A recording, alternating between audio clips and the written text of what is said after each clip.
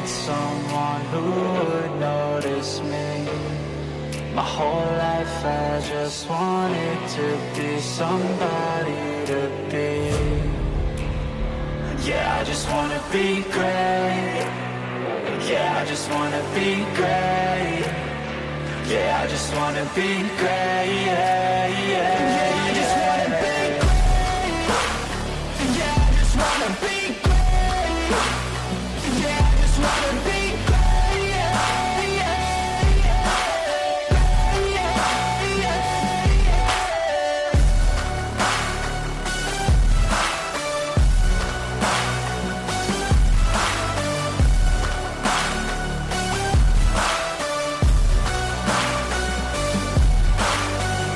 This is a statement to appreciate all that is vacant. It's just for the taking. If you make up your mind, you can take it. I'm never complacent. I would work in a mansion or basement, yeah. There's no replacement for persistence, it's a patience, yeah. In this life, I wanna be soaring, to feel sun inside when it's pouring. And I'll fight till anxiety is foreign. I'm so sick of my mind's extortion. My whole life I just wanted someone who would notice me. My whole life I just wanted to be somebody to be. Yeah, I just wanna be great. Yeah, I just wanna be great. Yeah, I just wanna be great. Yeah, yeah, yeah, I just wanna be great. Yeah, I just wanna be great. Yeah, I just wanna be great. Yeah, yeah,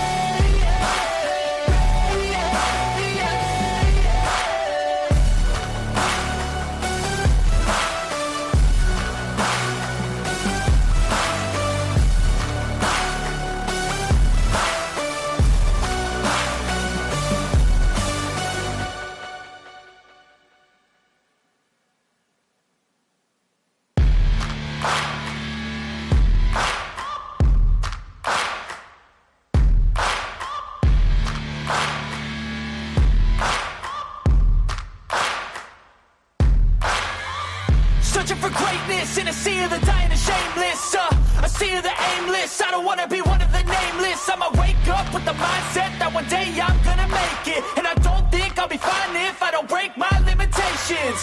Don't try to stop me, I exist to write my own story.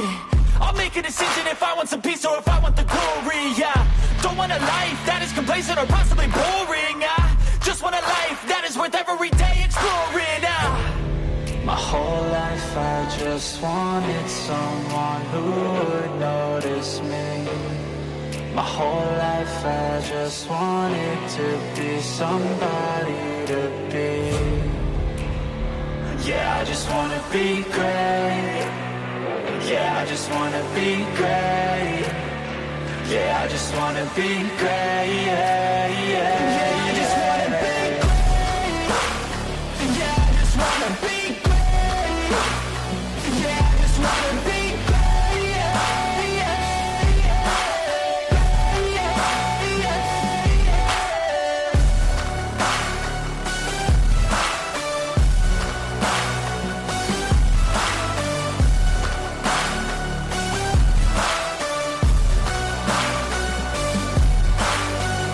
This is a statement to appreciate all that is vacant. It's just for the taking. If you make up your mind, you can take it. I'm never complacent. I would work in a mansion or basement, yeah. There's no replacement for persistence, it's a patience, yeah. In this life, I wanna be soaring, to feel sun inside when it's pouring. And I'll fight till anxiety is foreign. I'm so sick of my mind's extortion. My whole life I just wanted someone who would notice me. My whole life I just wanted to be somebody to be. Yeah, I just wanna be great. Yeah, I just wanna be great. Yeah, I just wanna be great. Yeah, yeah, yeah, I just wanna be great. Yeah, I just wanna be great. Yeah, I just wanna be great. Yeah, yeah, yeah,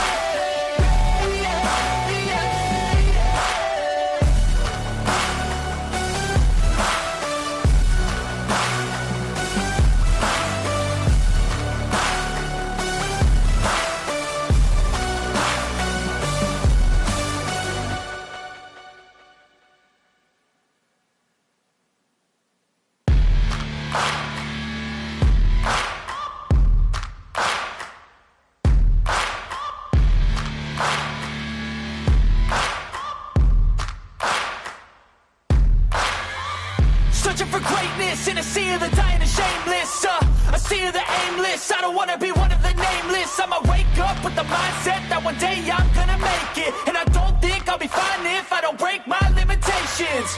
Don't try to stop me, I exist to write my own story. I'll make a decision if I want some peace or if I want the glory. Yeah, don't want a life that is complacent or possibly boring. I just want a life that is worth every day exploring. My whole life I just wanted someone who would notice me. My whole life I just wanted to be somebody to be. Yeah, I just wanna be great. Yeah, I just wanna be great. Yeah, I just wanna be great. Yeah, yeah, I just wanna be great. Yeah, I just wanna be great. Yeah, I just wanna be great. Yeah, yeah,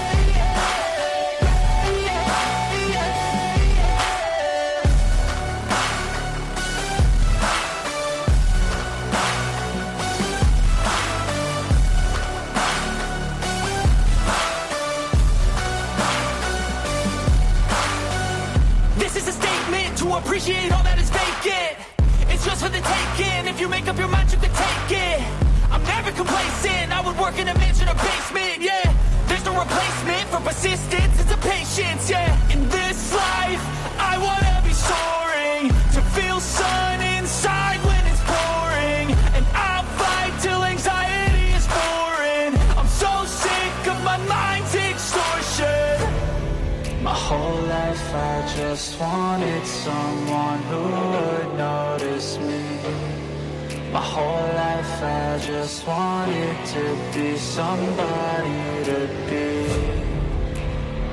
Yeah, I just wanna be great. Yeah, I just wanna be great. Yeah, I just wanna be great. Yeah, yeah, yeah, I just wanna be great. Yeah, I just wanna be great. Yeah, I just wanna be great. Yeah, yeah,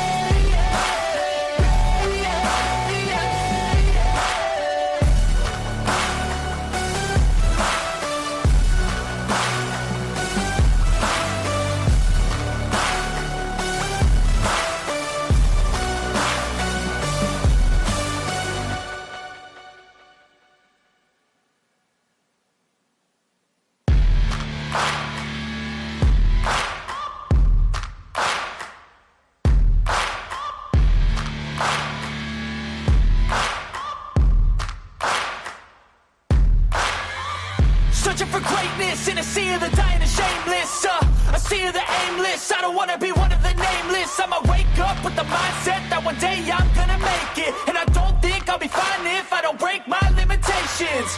Don't try to stop me, I exist to write my own story.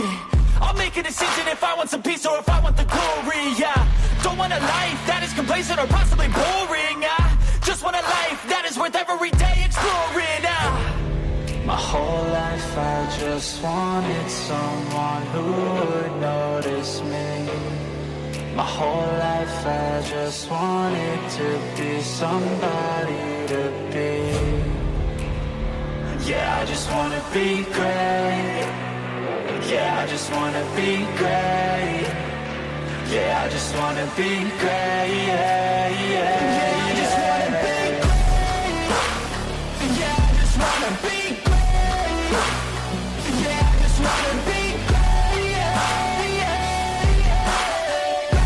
yeah, yeah.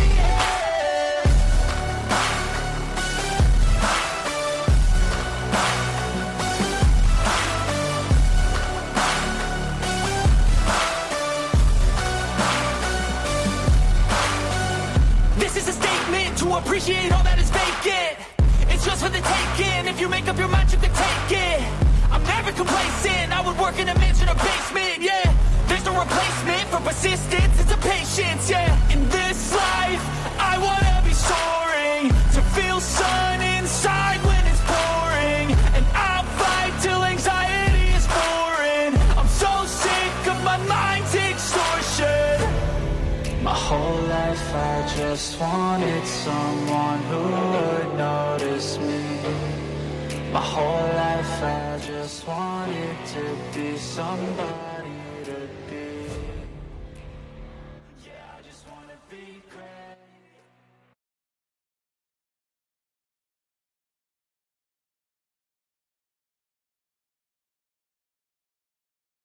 Life's a ride, so let's make it count. Cherish every moment, that's what it's about. Tune in, together we're building our groove. Every beat, every laugh, we're ready to move. A little laughter, some love, we're soaring high. Every single episode, reaching for the sky. News on the airwaves, spreading good vibes. Friends together, watch how our spirits rise. Kick back, unwind, leave the troubles behind. This podcast is gold, the treasure you'll find. With every word, we'll light up your day. Join the conversation, let's laugh all the way. A little laughter, some love, we're soaring high. Every single episode, reaching for the sky.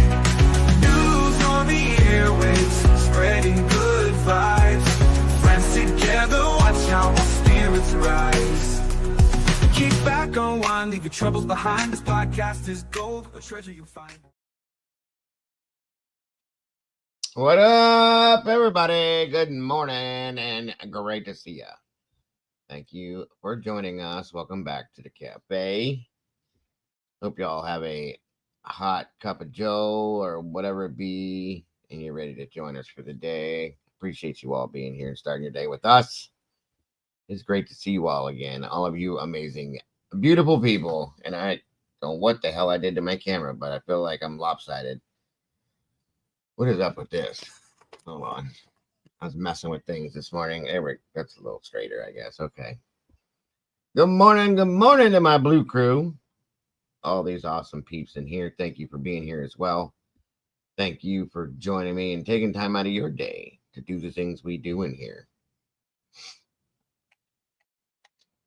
Oh.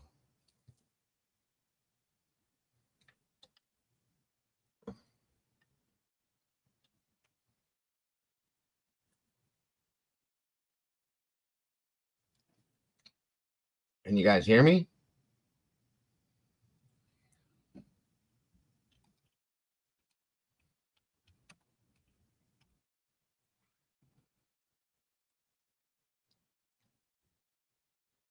What's going on with this?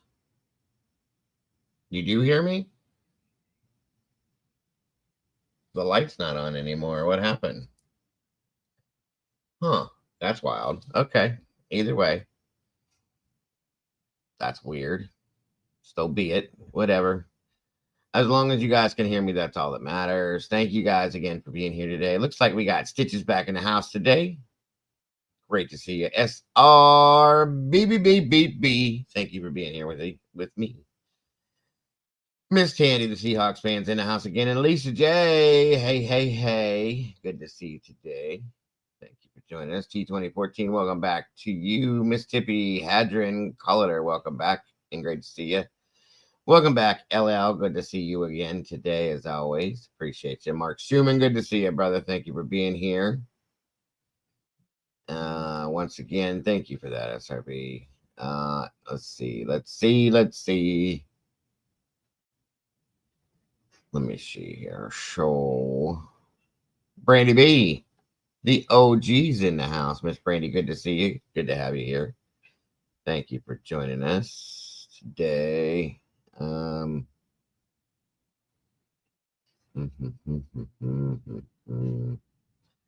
Duong, welcome back. It's good to see you again. Thank you for joining us. And of course, Miss Angel. Angel, welcome back. Great time talking to you last night, Angel. I appreciate you joining us up there last night. And of course, Dagburn, Johnny Gobble's Dead Floozy Mom was in the house.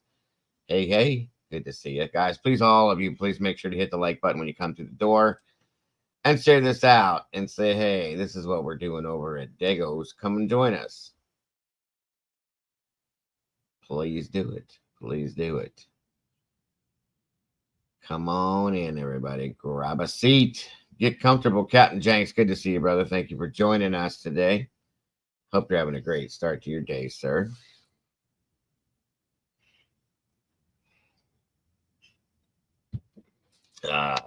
Come on in, everybody.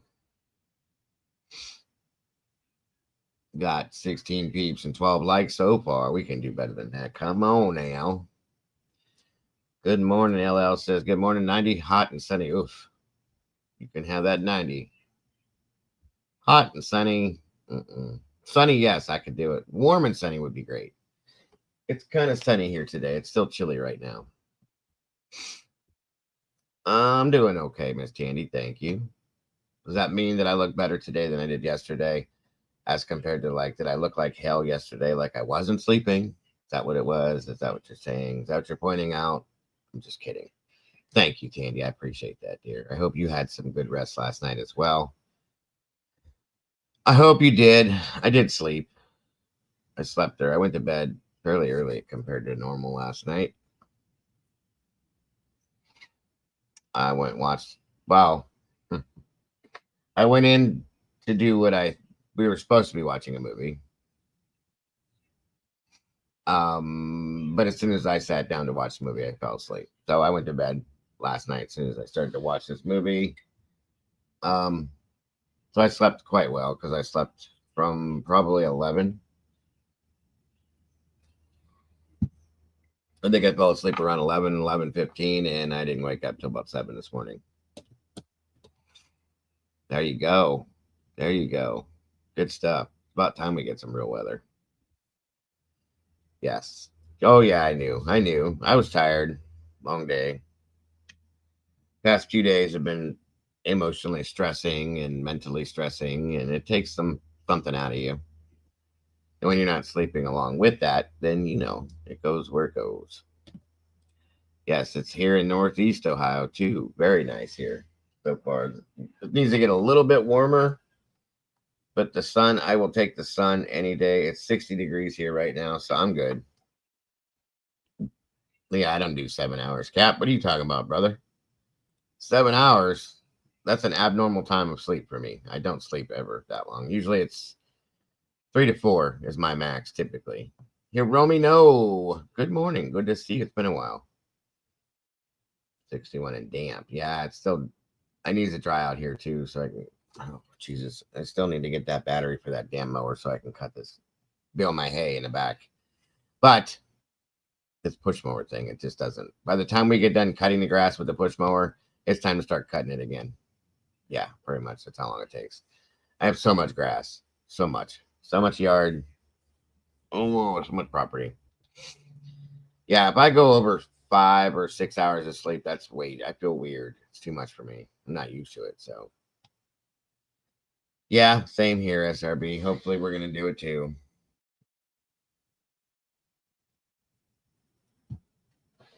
Mrs. Dago is anticipating it, so we'll see. Luckily, we had the chemical stuff we needed from last year, because that shit went up big time in price. The chlorine tablet things, they went like double the price they were. So ridiculous.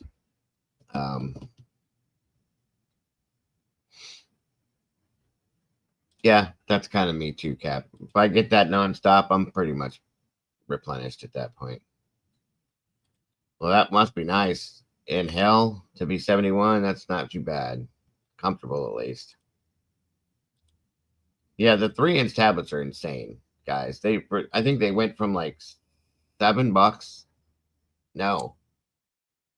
They were 3 something, the initial 3-inch tablets for chlorine tablets, and then they went up. They're like $9 or $10 a piece now. What the hell's going on with this? It's just chlorine.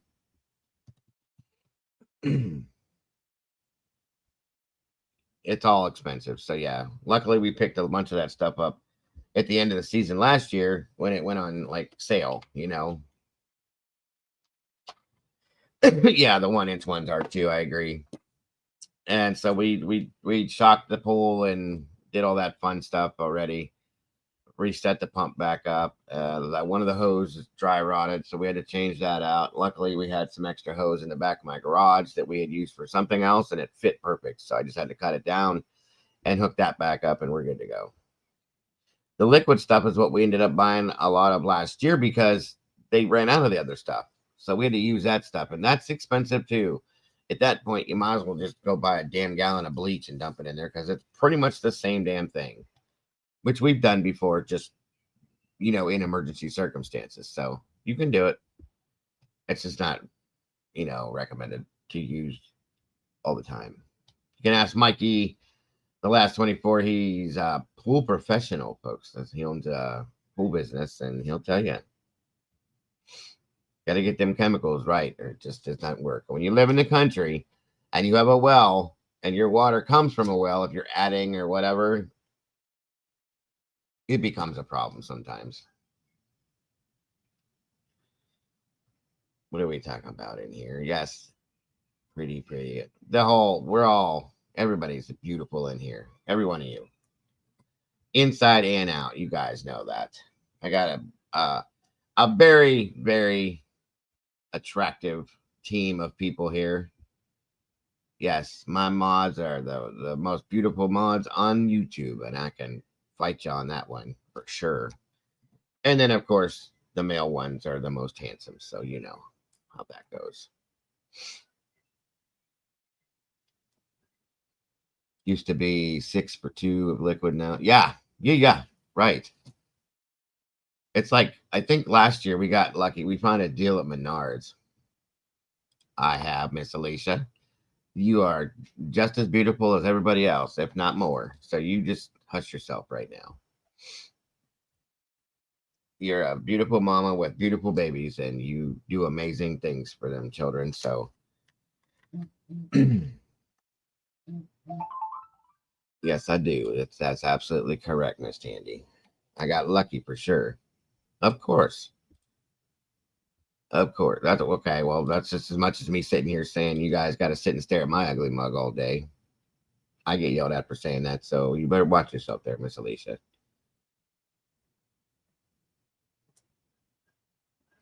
Demon Dog, what's happening, bro? Good to see you.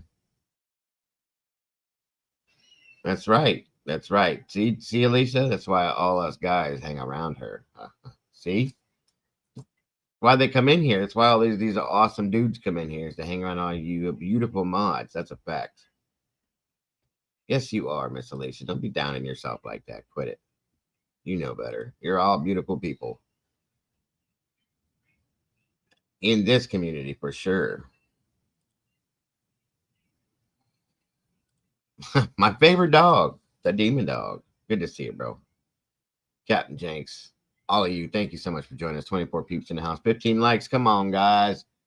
If you would, just pretend like you like me for a little while. Let's get them likes up there so we can hit this algorithm if we can. Please and thank you. We got some stuff to talk about. Of course, we're going to be looking in on Jack and Lily to see if there's anything new there. Till they find them, we will do that every day. And anything else going on in the news today over the past 24 to 48, we will check it out. If anything's exciting out there, we'll find that out too. Looking into what's in the news. And then, of course, we will be looking into some Good Samaritans, trying to laugh a little bit before we leave here, and maybe some cold cases and whatever else we throw in for the morning show is what we do. That is absolutely correct. We do. Again, I'll die on that hill. We have the best community on YouTube as far as I'm concerned. Oh, Lord, Tandy. You said it, not me.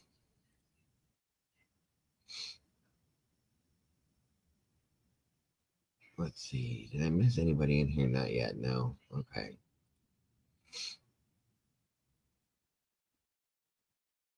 Demon Chihuahua. That's funny. No, Cap. He's doing his own thing. And yes, from my understanding, he's doing well.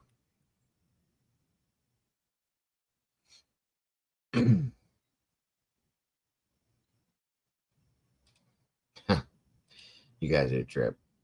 Come on in, guys. Grab a seat, if you will. Let's see what we got going on today.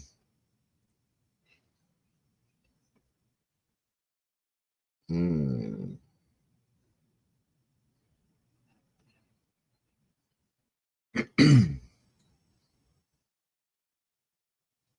Give me 1 minute here while I set this up.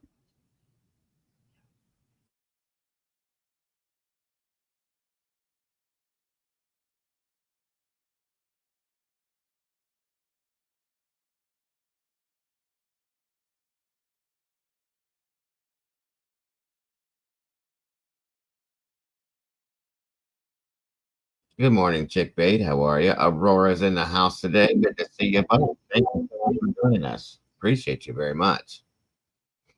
Hope you're all having a great start to you.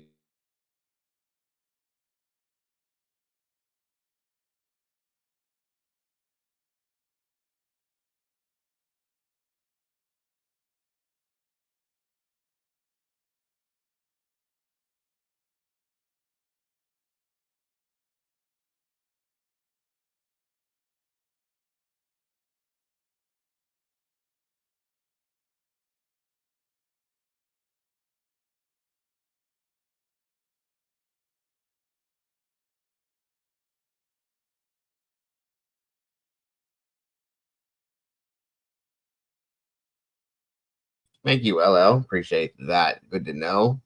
And I got a couple different things on Jack and Lily today.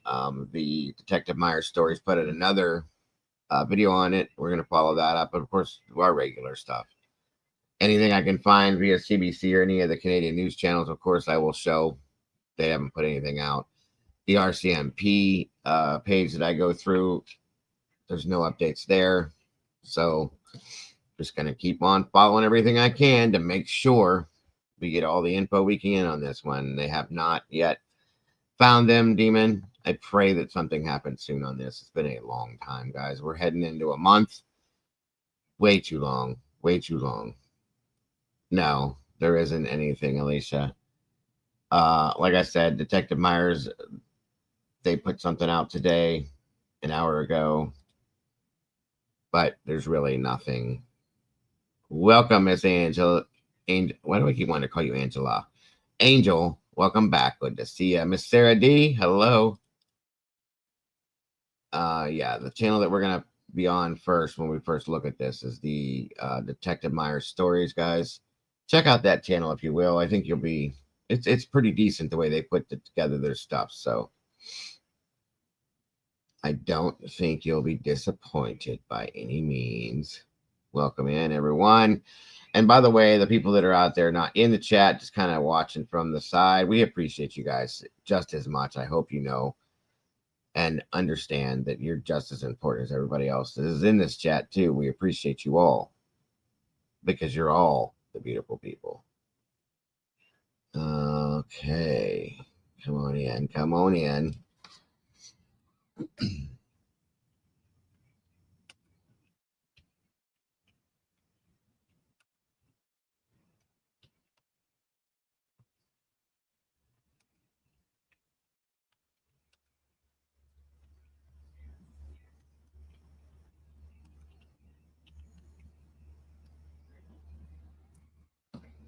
Let me see here.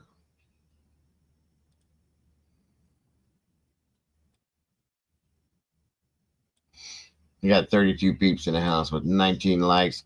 Come on, y'all. Please hit that button if you will. Please and thank you. You can do it. You can do it.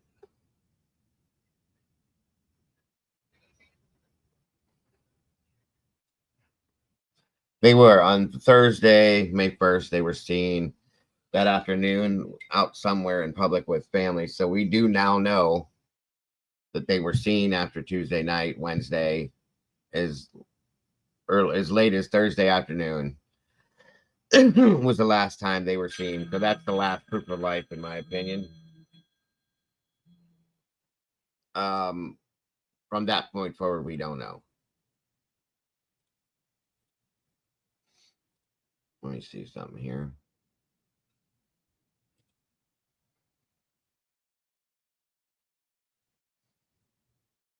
Thank you, Brandy. We'll be throwing that out too. Thank you, dear. It's like we have a fugitive. Out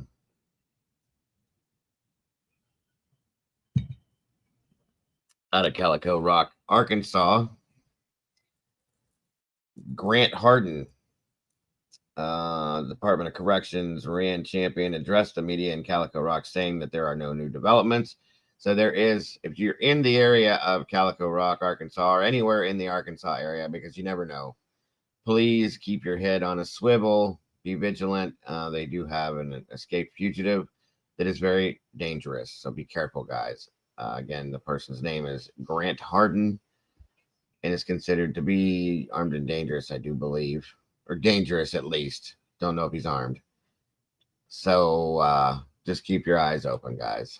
That's all. There really is, Demon. There really is. Definitely. There's definitely more than what they put out there. That's a fact. And that's, yes, SRB. That was my point yesterday when we found that out. I don't think you had come in the morning at that point, so that's probably why.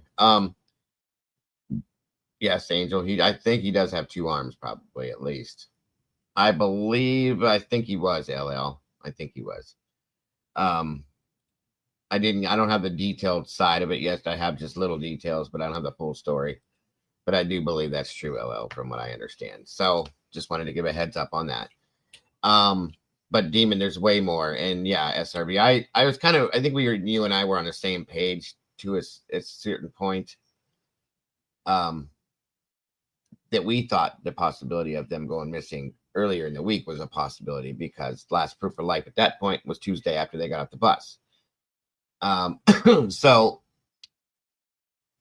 that eliminates that. Now we know that they were seen Thursday afternoon. That's it. And they were with family out and about. And then we have the call Friday morning.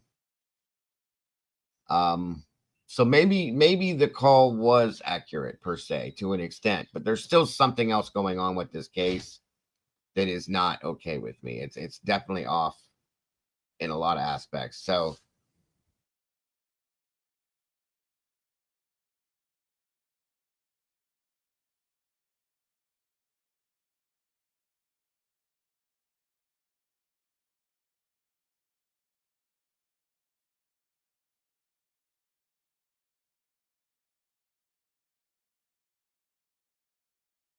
go ahead, Brandy, if you want to. That's fine. Welcome, Michelle Paswork. Good to see you.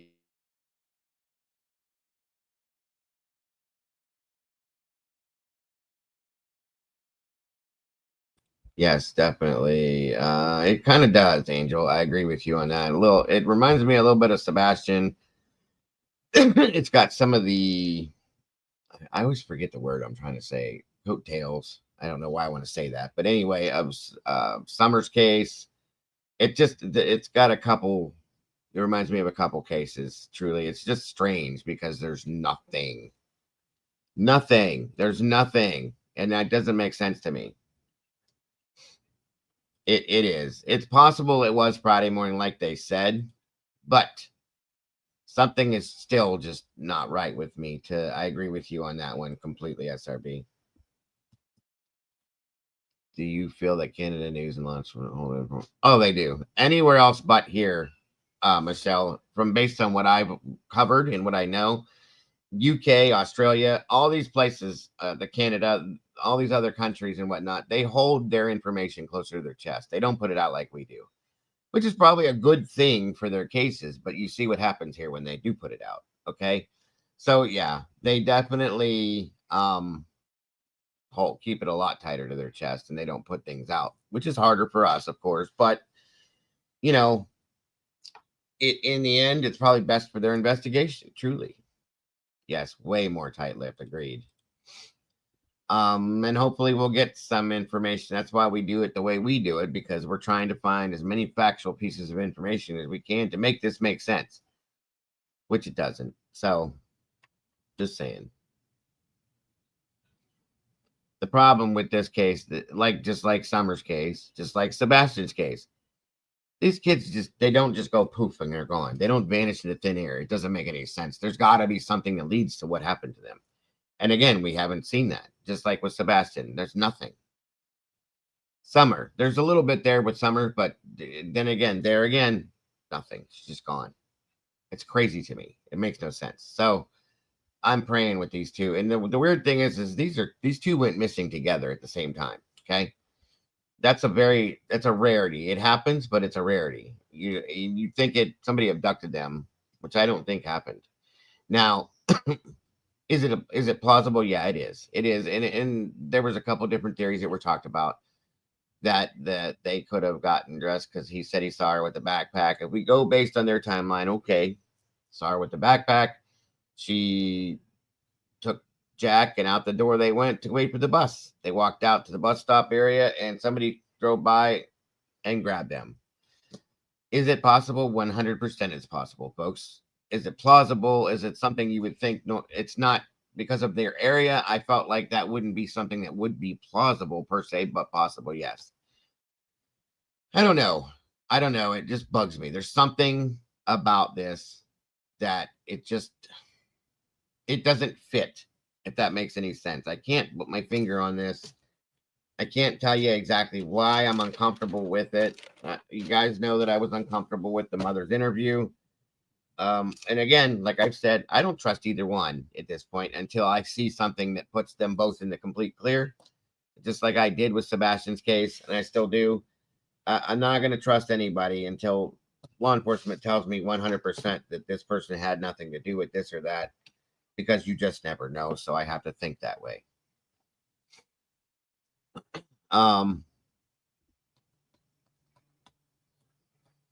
It does. That's my whole point, Alicia.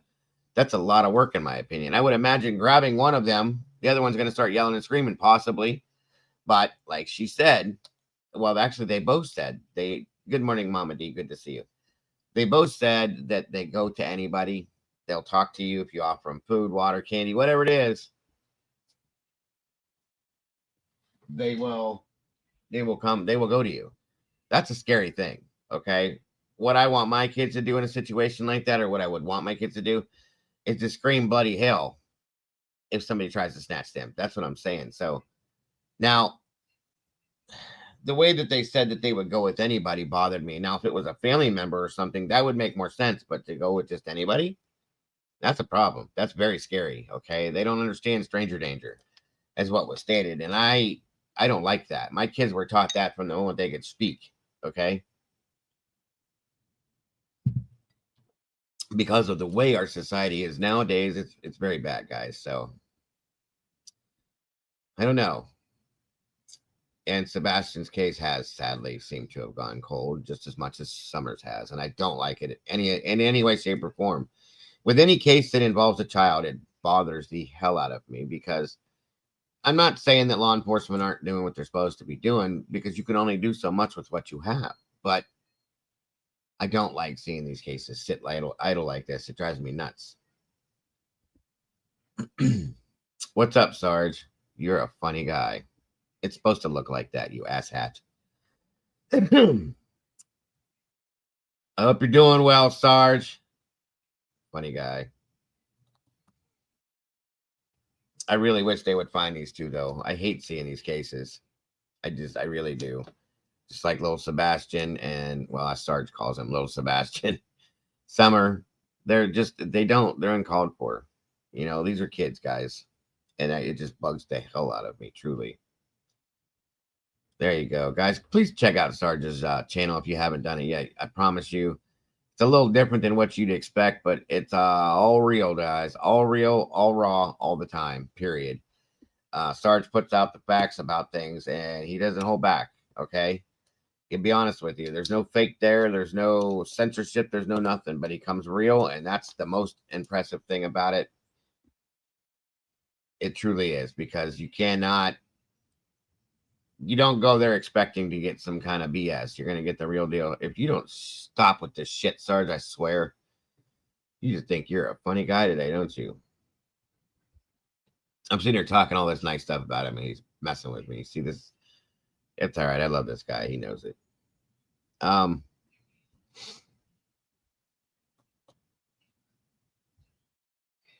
Yes, absolutely, Michelle.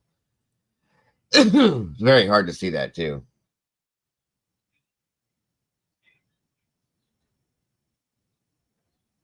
Very much so. Yeah, very much so. All right, guys, let's see what we got with this video here on the 2 Nova Scotia children. What did I just do with it? I just had it here.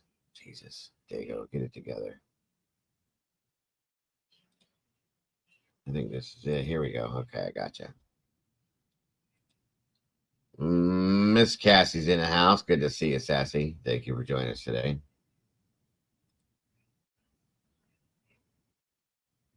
You're going to sit on your hands.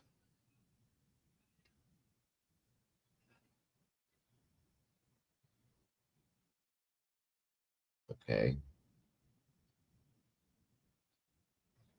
Let's see here.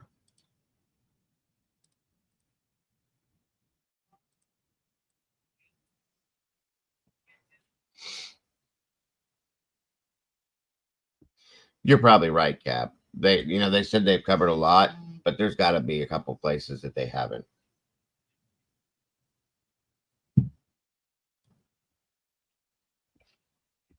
All right, guys, let's check this out. Thanks again for all of you to be here.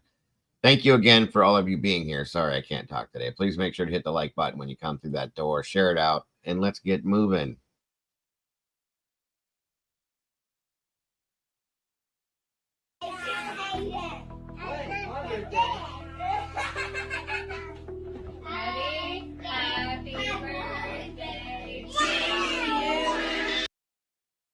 It is a legit question, Demon, and I don't know. I don't know that I could. Okay, I just don't know that I could. Truly, it's an interesting question for sure.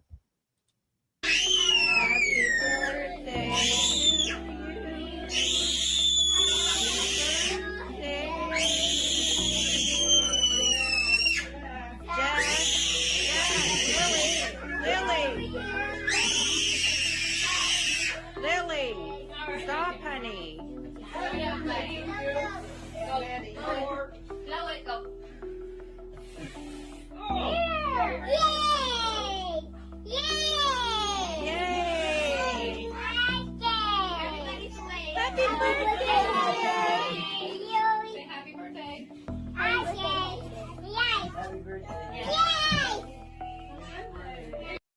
Yeah, the video is disturbing. It makes you think about other things, but it is. It's sad. Member is here on Garlic Road. We just had a 911 call. Can I go ahead with the details? 2 kids. Good morning, Mother. Hope you're doing well. Good to see you. Thank you for joining us. Again, guys, this is Detective Myers Stories. Drop the link in here for you guys to check out. Here we go. On we go. The 6-year-old is the girl, I believe, and she's wearing pink. The 4-year-old is wearing some blue dinosaur boots. Warning: this video contains information that official media won't show you. What you're about to learn will forever change how you see this case, and the devastating reality behind the parents' behavior will become impossible to ignore. A mother reports missing children without tears. The stepfather knows exactly what clothes the child was wearing that he didn't see. The family falls apart instead of coming together. Relatives accuse the stepfather on the very first day. By evening, the mother changes her relationship status on social media. 24 hours? That's exactly how long it took to understand. This wasn't a search for missing children. This was an attempt to cover up a crime. You felt something wasn't right. You were right. For anybody that's new in here, yes, this is my mother. Ruth Gosnell is my mother. She supports me as well. She's amazing. So thank you, Mom, for being here. And everybody else, there you go. You were introduced. Just be respectful. That's all we ever ask of anybody. Thank you for joining us, Mom. Right. Now I'll tell you why. Every detail, every contradiction, every red flag that you noticed, but Oh, by the way, Mom, you haven't been in here on this one. This is a case out of Nova Scotia. There's 2 missing children that have been missing going on. So I think we're heading into week 4 now with this. It's pretty. Thank you, Angel. Pretty crazy. And you're good, Angel. I appreciate it. Wade, welcome. Good to see you. Thank you for joining us. Oh, Bird 70. Okay, gotcha. And but there's no clues, Mom, on this one at all. There's been nothing at all. Okay, they just disappeared. So, and it's kind of crazy. Yes, I know, SRB. I know. Everybody's always very respectful of her. Ginger, hey, good morning. Good to see you, Aurora. Oh, I'm sorry to hear that, Aurora. I hope you do feel better soon. I really do. Welcome, everybody. Make sure to hit that like button on it. Yeah, it's pretty sad, Mom. Make sure to hit that like button on the way through the door and share it out if you will. What does it say there? Would you put in there, Wade? Wade cross the E, adding Bird 77 Christian. That is funny. I like that. Yeah, please feel better, Aurora. Please do. But anyway, on they're probably going to throw in a lot of stuff we've seen. Supposedly they're adding some new stuff to this, which is why we're watching. And again, CBC hasn't put anything out because, like we were just talking about, law enforcement and Major Case has kept a lot of this close to their chest. I still believe that they're running a possible criminal investigation. They haven't put it out there, but I think they're looking into it in that aspect per se because of Major Case. The truth's what's going on. Good to see you. So we'll see. We'll see if we gain any new knowledge from this today. Investigators ignored. Welcome to the case that shocked Canada and enraged the entire world. Lily and Jack Sullivan's story shook the entire world, and the devastating evidence we're about to examine will change everything you thought you knew about this case. If you also feel something is wrong here, hit the like button on this video. Subscribe to the channel because there are too many cases where truth is hidden behind lies. Write your city and time when you're watching this investigation. It's interesting to see how many people worldwide can't ignore the story of these children. Share this video. Lily and Jack deserve to have the truth heard, no matter how heartbreaking it might be. On the morning of May 2nd, 2025, at 10 a.m., police received a call about 2 missing children from rural Nova Scotia. 6-year-old Lily and 4-year-old Jack Sullivan disappeared from their home on Gairloch Road in Lansdowne Station. From the very first moment, this case caused alarming feelings in everyone who followed it. The case didn't feel right from the very beginning. Too many red flags appeared simultaneously. Lily was a bright girl with chestnut hair who loved to draw. On the kitchen walls hung her drawings, including a touching message, "My mom bakes cupcakes, plays with toys and watches movies. I love my mom." 4-year-old Jack loved bugs and dinosaurs, could spend hours digging in the dirt looking for insects. The children were best friends, inseparable companions. Now, I got to tell you guys, for those of you that are newer to this one, from the day that we've covered this, I felt like the children are deceased from the very beginning, okay? I don't think they're going to be found, sadly, alive and well with this. And that was from day one. Typically, I get a feeling, and that's just me. That doesn't mean it's true, okay? It's just my feelings on this. With Sebastian, I initially did not believe I believe that he was still with us. But this one really bugs me, and it really hit my stomach immediately that they were no longer with us, sadly. So that's how I've always felt from the beginning on this 3 weeks ago. And again, hopefully maybe there's a miracle out there and it's not true, but that's what I get from this. Thank you, Cap. Appreciate that, bro. And I'm sure they do. They've already tried to smear him, and he's the only one that we've seen that has been forthcoming with information on these kids and helpful. We saw her do one interview and it was very shady. The interview was, and it was very strange. That's it. So I don't know how to feel truly at this point. Yeah, that was weird, Demon. Seeing that wolf in the picture with the kids, that was very strange. Just saying. That's dangerous, in my opinion. I mean, I don't care if you tame or not. That's still dangerous. They have their own feelings on, or not their own feelings, but they have their own way of being, and I just don't think that's safe. But just saying. A fact that made their simultaneous disappearance even more suspicious. What are the odds that two children would simultaneously decide to go into a dense forest? Malhia Brooks Murray, a 27-year-old mother from the Mi'kmaq people, moved in with Daniel Mardell 2 years ago. Daniel, a 33-year-old sawmill worker, received only one shift per week, a detail that immediately alarmed anyone familiar with the lumber industry. Anyone who worked in this industry knows workers aren't hired for 1 day a week. It's either full employment or unemployment. How did a family of 5 survive on income from 1 day of work? The couple had a shared 16-month-old daughter, Meadow. Strangely, the biological father of the 2 older children wasn't even mentioned in police reports, an extremely unusual situation for such investigations. The family lived in a dilapidated trailer in an isolated area. The condition of their yard shocked everyone who saw the photos. Toys mixed with auto parts, junk everywhere. Daniel's mother lived right there in a semi-destroyed van with cats and a dog. But the most disturbing thing, 4-year-old Jack still wore diapers. For most observers, this was a clear sign of neglect or developmental delay. According to Daniel's version, on the morning of May 2nd, he and Malhia were dozing in the bedroom with the baby when Lily came and went several times, and Jack could be heard in the kitchen. Around 8:20 am, silence fell. But here an obvious question arose.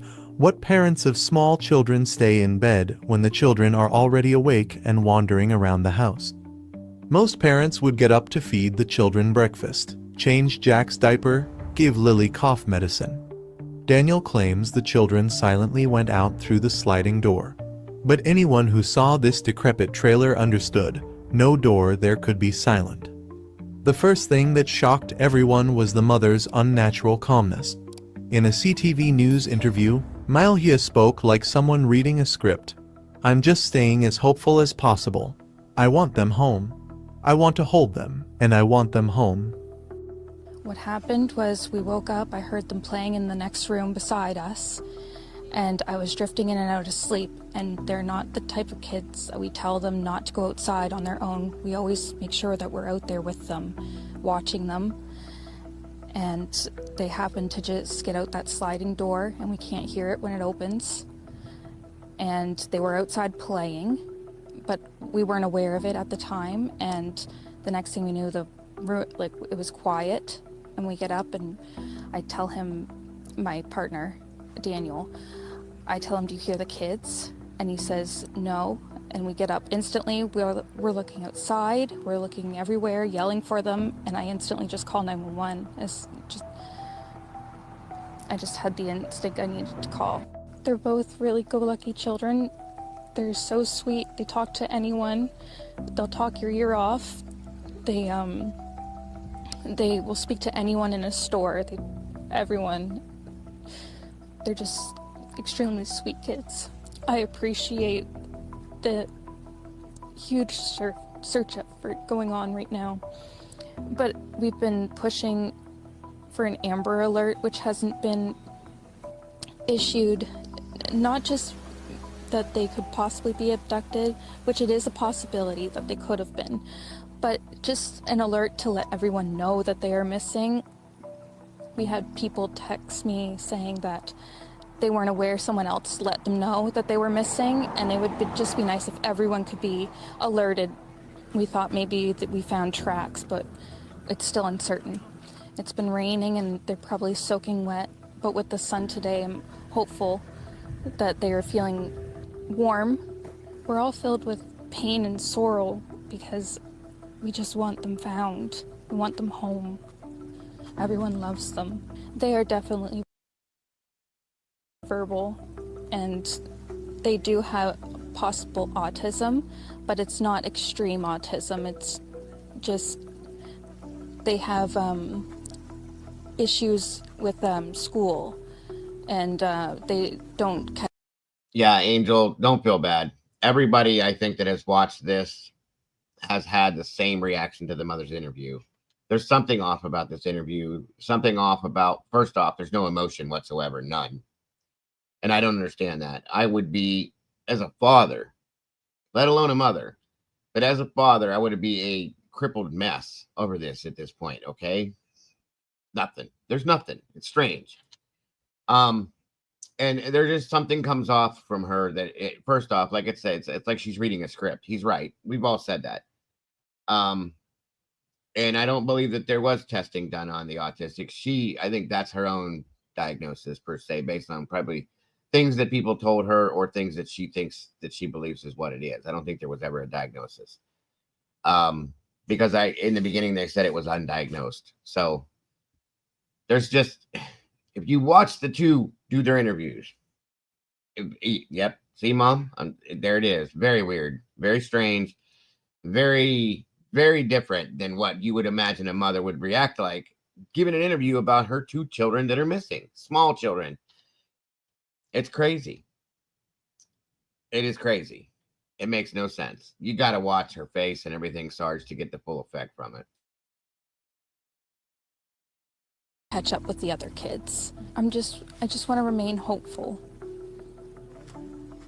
But there's always, in a mother's mind, you're always thinking the worst. Last night was one of the worst nights because I didn't have them in their beds. And I don't want to go through that another night without them. Most mothers in such a situation would be hysterical, sobbing, begging for help. Malehia looked like she was discussing the weather. There wasn't a single tear, not a sign of real despair. Again, Demon, that was another thing that I was curious about, because neither one of them did this together. A lot of times you'll see parents standing together while they give these interviews, so on and so forth. They both did them separately, and then, of course, she left. That's very strange to me as well.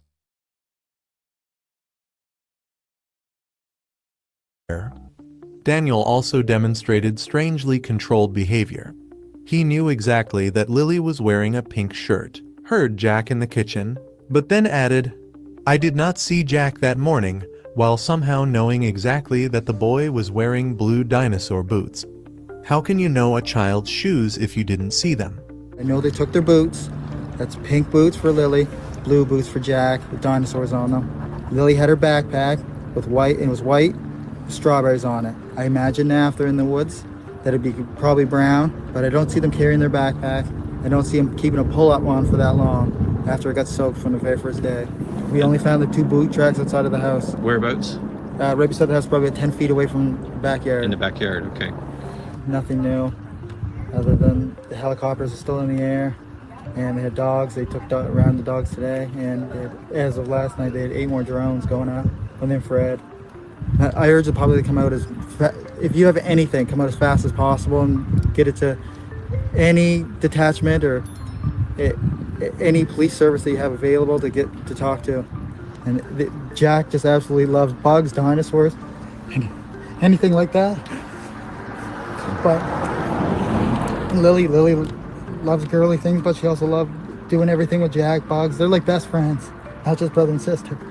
We've heard a lot about the impact that this is having on the community at large and the family, and it's really important that we locate these children and get the information from the scene here and from anyone who might have information about the kids and their habits. So it's been really important to have engagement from anyone who knows these kids.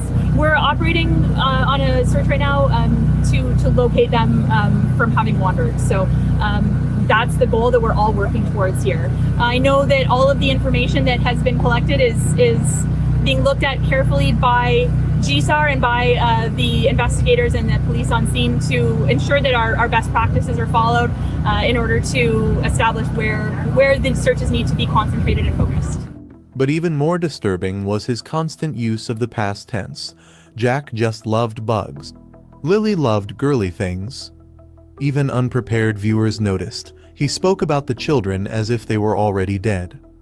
By the end of the first day, something unprecedented in the history of missing children searches occurred. An open fight broke out between families in the house yard. Malhehia's relatives, people who had known the children their entire lives, directly accused Daniel of involvement in the disappearance. Such accusations don't arise from nothing. My mother had to kick people off the property because they were saying I did it, Daniel later recounted. My mother had to kick some people off the property because they were saying that I did it. I had something to do with it. And I'm the only one here fighting for them, which is sad. No idea. I had no idea. I'm still searching every day. I'm waiting for information. I have to let them do a lot of their stuff with the aircrafts and everything else, and dogs and searchers. There's a lot of stuff that needs to be coordinated, and I can't just go running through the woods. I want to, but I just can't right now because the searchers are so far out. His family. And see, that's where I got my take on Daniel. Like he said, he's the only one fighting for him, which is sad. If you listen to that statement, it's kind of direct.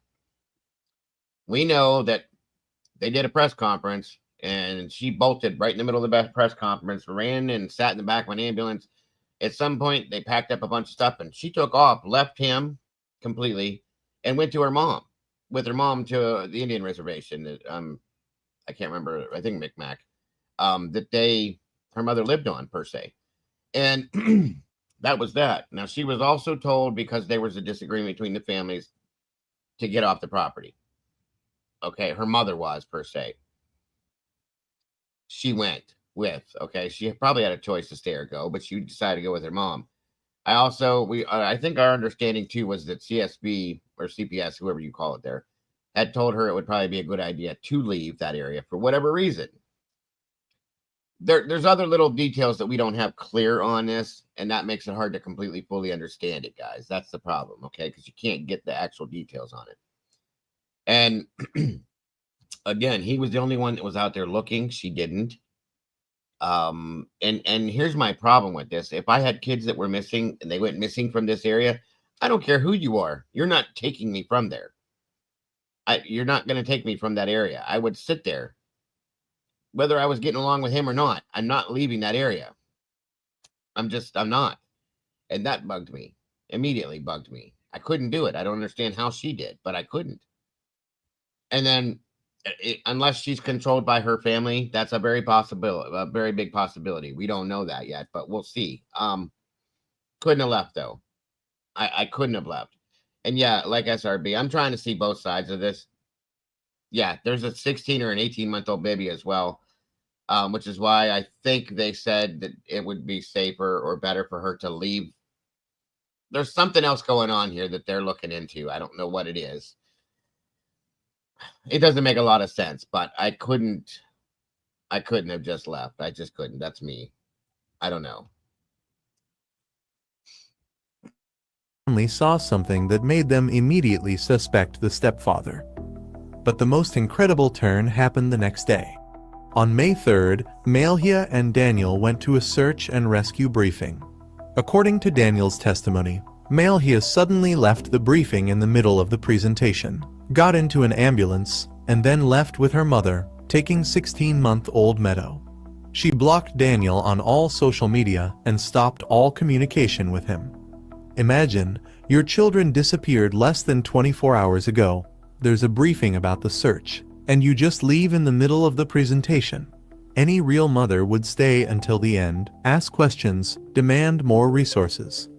Even more shocking was that Malhia found time to go on Facebook, change her relationship status to single, and change her profile photo. The family completely fell apart in 24 hours, at a time when normal parents unite in the face of tragedy. This reminded many viewers of the Chris Watts case. Yeah, just try not to pronounce too much. Okay. So you can give me your first and last name. Chris Watts, WATTS. Good morning, Cat Lady. Good to see you. And I agree, there should be. In the Amber Alert, just like here, the protocol for it is ridiculous. You have to be abducted, blah, blah, blah, blah, blah, blah. They said that they don't see any signs of abduction. So you have to cut through all the red tape and all the little bullshit things that you have to do for it to qualify. I think it's stupid. Every child that goes missing from the age of birth to 18 years old, as soon as they go missing, if they go missing, should automatically have an Amber Alert put out on them. Boom, period. There shouldn't be all these little things you got to do and go through before it would work. You know what I mean? I can't. The Amber Alert should have happened. I do agree with that. Wholeheartedly, absolute. And that's one thing that she said that I wholeheartedly support. Besides that, though, I'm not comfortable with her how she presents herself. There's something not right with it. I don't know. I can't put my finger on it completely. Hey, Bammy, good to see you. And Denise, welcome. Miss Jody, welcome to you. Great to have you all here. Always happy to have you here, Cat Lady. Wonderful to see you every time you're here. Appreciate you so very much.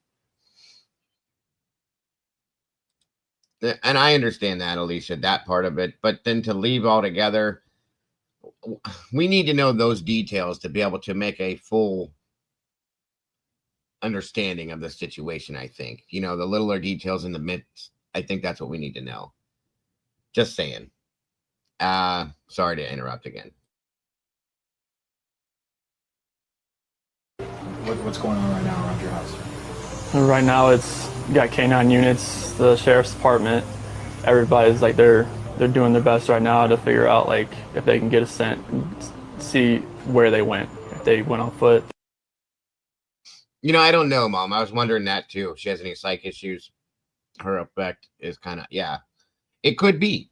It could be. And here's the thing. If her kids are on the spectrum, well, they probably inherited it from somebody.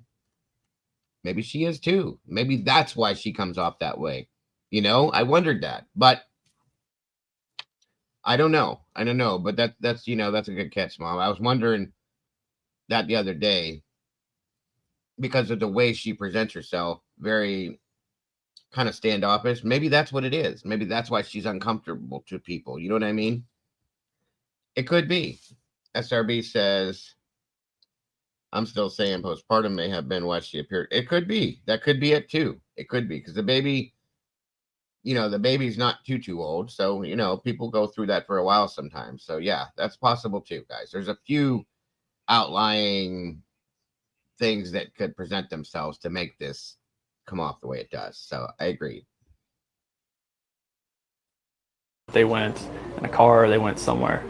The same cold, calculating behavior, the same concern with personal image instead of searching for children. Disturbing details emerged. The children didn't attend school all week, allegedly because of Lily's cough, but there were no doctor visits, prescriptions, or medical certificates. School bus driver Brian Ward. Jesus, why is it every time we see a picture of these kids, there's some kind of a crazy ass, wild, dangerous animal? Did you guys see that picture there? Look. Hold on. The children didn't attend school all week, allegedly because of Lily's. There's a snake over here in this one. I mean, I know they live out in the middle of nowhere, but the last picture we saw, there's a damn wolf over here. I know these are ridiculous things to point out, you guys, but I just noticed that. That's insane. And she's standing right there. I don't know. Sorry. Cough, but there were no doctor visits, prescriptions, or medical certificates. School bus driver Brian Ward confirmed he last saw the children on Tuesday, April 29th. So those critical days before the disappearance, the children spent exclusively with their parents. What happened in these lost 72 hours? Were the children even alive by Friday? Rumors appeared about a noisy party the night before the disappearance. Neighbors saw many unfamiliar cars that stayed until 2 in the morning. One neighbor later admitted to journalists that he always thought the house was used for drug dealing and didn't even know children. Now, see, that's different information than we heard the first time about the party. There was only one neighbor we heard that was talking about the party. And now they're saying multiple neighbors have spoke about this. Let me play that part back to catch just to make sure I'm hearing what I heard. Rumors appeared about a noisy party the night before the disappearance. Neighbors saw many unfamiliar cars that stayed until 2 in the morning. One neighbor later admitted to journalists that he always thought the house was used for drug dealing and didn't even know children lived there. Such activity in a house with small children raised obvious questions about the parents' priorities. On May 3rd, just 24 hours after the disappearance, the RCMP Major Crime Unit was already involved in the investigation. Such units deal with murders, not missing children. Their immediate involvement indicated that police suspected the worst from the first hours, and what they suspected would prove to be tragically accurate. But the biggest mystery remained the other people on the property. Daniel's mother and brother lived on the same territory, but somehow didn't figure in the stories about that morning. Where were they? What did they see? Why weren't their voices heard in interviews? Their silence seemed as suspicious as the parents' behavior. The parents' behavior in the first 24 hours created a pattern that shocked all observers. Instead of unity and grief, the family demonstrated division, secrecy, and cold calculation. This wasn't just strange, it looked like an attempt to control the narrative when the truth could prove destructive. What became increasingly clear was that the devastating reality behind their actions would soon make every suspicion seem justified. Everyone who followed the case from the first day felt the parents were hiding something, and this something was connected to Lily and Jack's fate. The family falls apart in 24 hours. The mother changes her status to single during such a critical time. If you also get chills from these details, hit the like button. Make sure to watch my other investigations on the channel about similar cases. Share what detail in this case seems most suspicious to you. Subscribe so you don't miss new investigations of such shocking stories. On May 9th, a week after the disappearance, Daniel Mardell made a statement that many perceived as a sign of innocence. I asked to take a lie detector test. I asked for this early on, and since there aren't many places in Canada where this can be done, they're flying someone in. You said they're flying in someone to do a polygraph test. Is that on you? That's not just on me, but on everyone. That's what I asked for. I asked for that so early on, and there's not many places that do it in Canada, so they're flying somebody in. Why do you think you need to do that? Do you think they don't believe you? I think their side of the family doesn't believe. That's one of my biggest issues, Cat Lady, is the fact that his mother and his brother are in that camper in the backyard, and we didn't hear nothing from them. What did they see or not hear, or whatever it was, or how did they not if they were there? That's one of the things that bugged me the most with this one, Cat Lady, because it doesn't make sense. If there's 4 adults on this property, 4, nobody saw nothing, nobody heard anything. I mean, 2 little kids playing outside is going to draw attention. You're going to hear that. You're going to wonder, you know? You look out the window, you just... How did nobody know? I don't understand this part. Not with 4 adults there. It just doesn't make sense.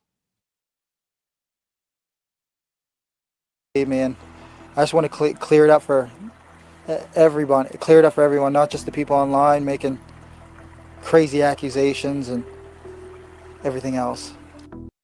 He's asking, and I got to give him credit on this. He said he wants to do a polygraph because her family doesn't believe that he wasn't involved in this, and everybody else online, of course, that's been attacking him. I kind of agree.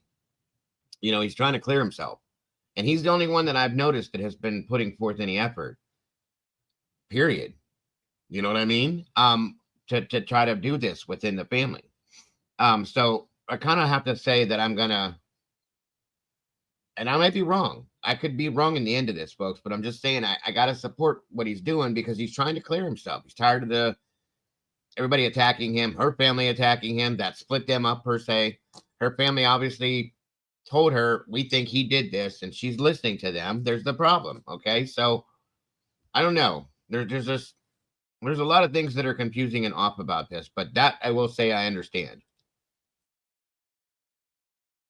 But experienced observers of criminal cases knew. Often it's the guilty who demand polygraphs, knowing the results aren't admissible in court. Daniel didn't just agree to a lie detector, he publicly insisted on it, creating pressure on police. I want to clear things up for everyone, not just the people online making crazy accusations. His words revealed the true motivation. He was more concerned with public opinion than finding the children. An innocent stepfather would focus on the search, not his reputation on social media. Even more suspicious was his demand for an external expert. The RCMP is one of the most equipped law enforcement agencies in the world. They have their own polygraph specialists. Why create delays? In a case where every hour could decide the children's fate, Daniel was creating unnecessary obstacles. This looked like an attempt to buy time for evidence to disappear or witnesses' memories to cloud. On May 7th, Daniel spent 4 hours with the RCMP Major Crime Unit in Stillarton. This wasn't a friendly conversation. This was an interrogation by murder specialists. The fact that the Major Crime Unit took the case on the third day spoke for itself. Police suspected criminality from the very beginning. That statement's wrong because, good morning, Jennifer. Thank you for joining us. That statement's wrong. Major case, if there's missing kids, they automatically get involved immediately. So that's wrong, what he's saying right there. That's not a true statement at all. Interviews, Daniel repeatedly emphasized his cooperation. They searched every rock, every route, everything. I gave them every detail, from bank statements to Google Maps data. But attentive viewers noticed, he spoke about cooperation as proof of innocence, not as a natural reaction of a desperate stepfather. A real stepfather would do everything silently, without self-praise. It was in the details of his story that disturbing contradictions appeared. About Lily's white backpack with strawberries, he said, "I think now in the forest it's probably brown." This phrase struck everyone who heard it. Why did he speak about the backpack as something that was definitely in the forest and had changed color? A normal parent would hope children took the backpack with food. Daniel spoke as if he had already seen the backpack in a certain condition. In another interview, he made a statement that made experts shudder. "I really hope they find something." Not them, but something. Parents look for children. Investigators look for something. This distinction revealed his subconscious knowledge that living children wouldn't be found. I'm absolutely exhausted at this point. After going through 6 days of virtual hell, it's absolutely crazy. I'm still holding out hope. I don't know why they didn't find anything from Jack's pull-up to her backpack or any of her belongings at all. They just haven't found anything. Daniel's behavior before cameras reminded many of bad acting. He demonstrated theatrical emotions, periodically breaking down and starting to cry, but then almost instantly returning to calm speech. Real grief doesn't turn on and off on command. When he spoke about technical aspects of the search or his cooperation with police, he was absolutely calm and composed. His stories about his own search efforts also didn't stand up to scrutiny. "I ran through waist-deep water, screamed until my throat hurt, outran helicopters and drones." We were searching. We covered everywhere possible. Even in the first day we did. Even with me running through the woods, I was ahead of the helicopters and ahead of the drones and stuff like that. Screaming as loud as I can. Until my throat hurt. Running through water that was up to my waist. And as soon as I got back, I wasn't allowed back in the woods until a man dressed in military outfit said I could go back into the woods. They hate being wet and cold, so they immediately would have came right back into the house. The only 2 prints are right beside the house facing the road, and then that's it. Post any officers they can get at the New Brunswick border, PI border, and get them at every airport possible. Anybody who has any information, or you think you've seen something, or hear something, or any messages from friends about hearing something, just contact your local police services. Anything, guys. Anything. It sounded heroic, but when he appeared on cameras, he looked clean and rested. No scratches, dirt, or signs of exhaustion from hours of searching in dense forest. His clothes were clean, his hair neat. Daniel's financial situation. And all that means is that he took a shower and changed his clothes. What the hell, dude? Oh my God. Raised more and more questions. Working 1 day a week while supporting 5 people simply didn't add up mathematically. When asked about this, he gave evasive answers about seasonality and work slowdown. But people familiar with the lumber industry knew such schedules don't exist. Where did the money for living come from? What paid for drugs for parties? On May 12th, an event occurred that definitively changed his status in the investigation. The RCMP stopped providing him daily search reports. Police usually keep families informed, especially cooperative parents. The decision to cut Daniel off from information indicated he was no longer considered a victim. Police are pursuing all investigative avenues, and there's a variety of teams involved who are applying the tools and the skills and the expertise needed to locate and bring Lily and Jack home. When somebody goes missing and we become engaged as any police officer, not just major crime, we will look at all the details and make considerations on the information we have, right?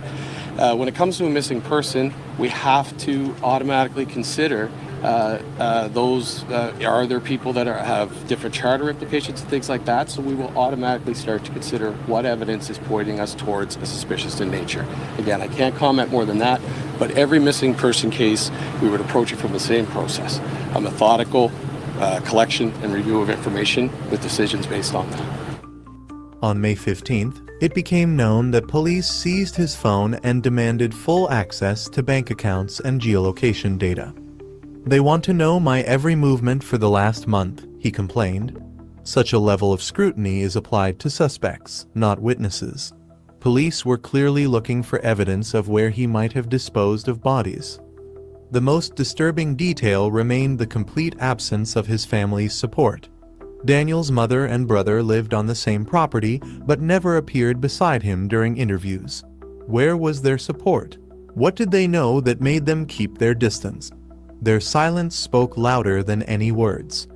By mid-May, it became obvious Daniel's public campaign for a polygraph was a carefully planned strategy. He understood the psychology of public perception. People think only the innocent ask for lie detectors.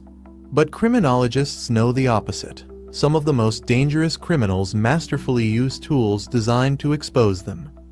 Daniel tried to control the narrative, presenting himself as a cooperative victim of circumstances. His public statements were rehearsed, emotions fake, and details too precise for someone in shock. He cared more about his image than the fate of the missing children.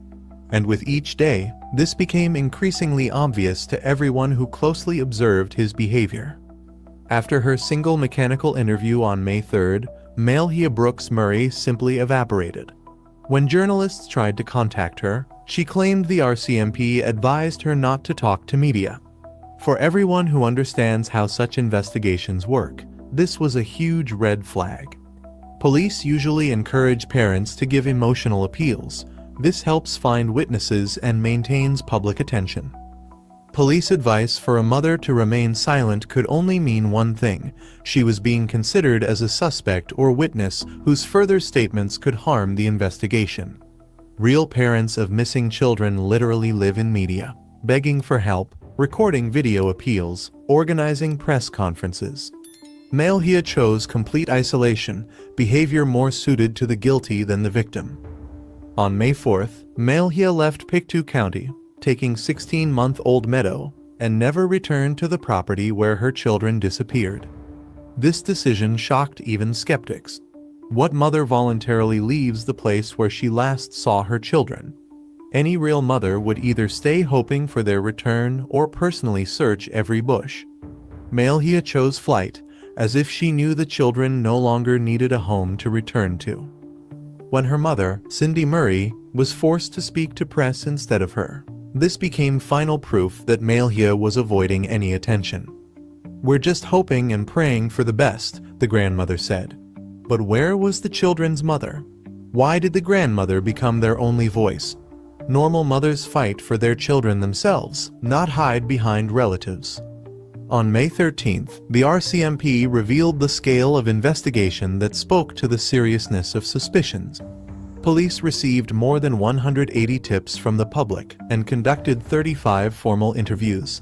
Such a number of interrogations is characteristic of murder investigations, not searches for lost children. On May 8th through 9th, an underwater team searched water bodies in the area, another sign they were looking for bodies, not living children. The most devastating blow to the official version came from search dog results. Dogs lost the children's trail at the end of the driveway where it met the road. This could only mean two options: children were picked up by a passing car or their bodies were transported by vehicle. Given the area's isolation and absence of witnesses to random pickup, the second option seemed much more likely. Go ahead. Families brought us to a location there, not far away, that there's a piece of a blanket which the mother says she believes it belongs to her daughter. It's just off the road here. I don't know if you do PU status, you'll see where Bravo 3 and Bravo 8 are. Yeah, we just off the Lansdowne Road, off the 289. Did we say we found an article? Possibly. There's a couple other pieces of old clothing here. Just torn, like pieces of rag, but there is I'm guessing that's the one you're referring to? Yeah, 10-4, I'm on it now. So, yeah, this is perfect. Yeah, Alpha 3, go ahead. 355, I'm going to request field communications unit to be sent out here to this 4 comms if this gets extended for a long period of time. Member is here on Garlock Road. We just had a 911 call. Can I go ahead with the details?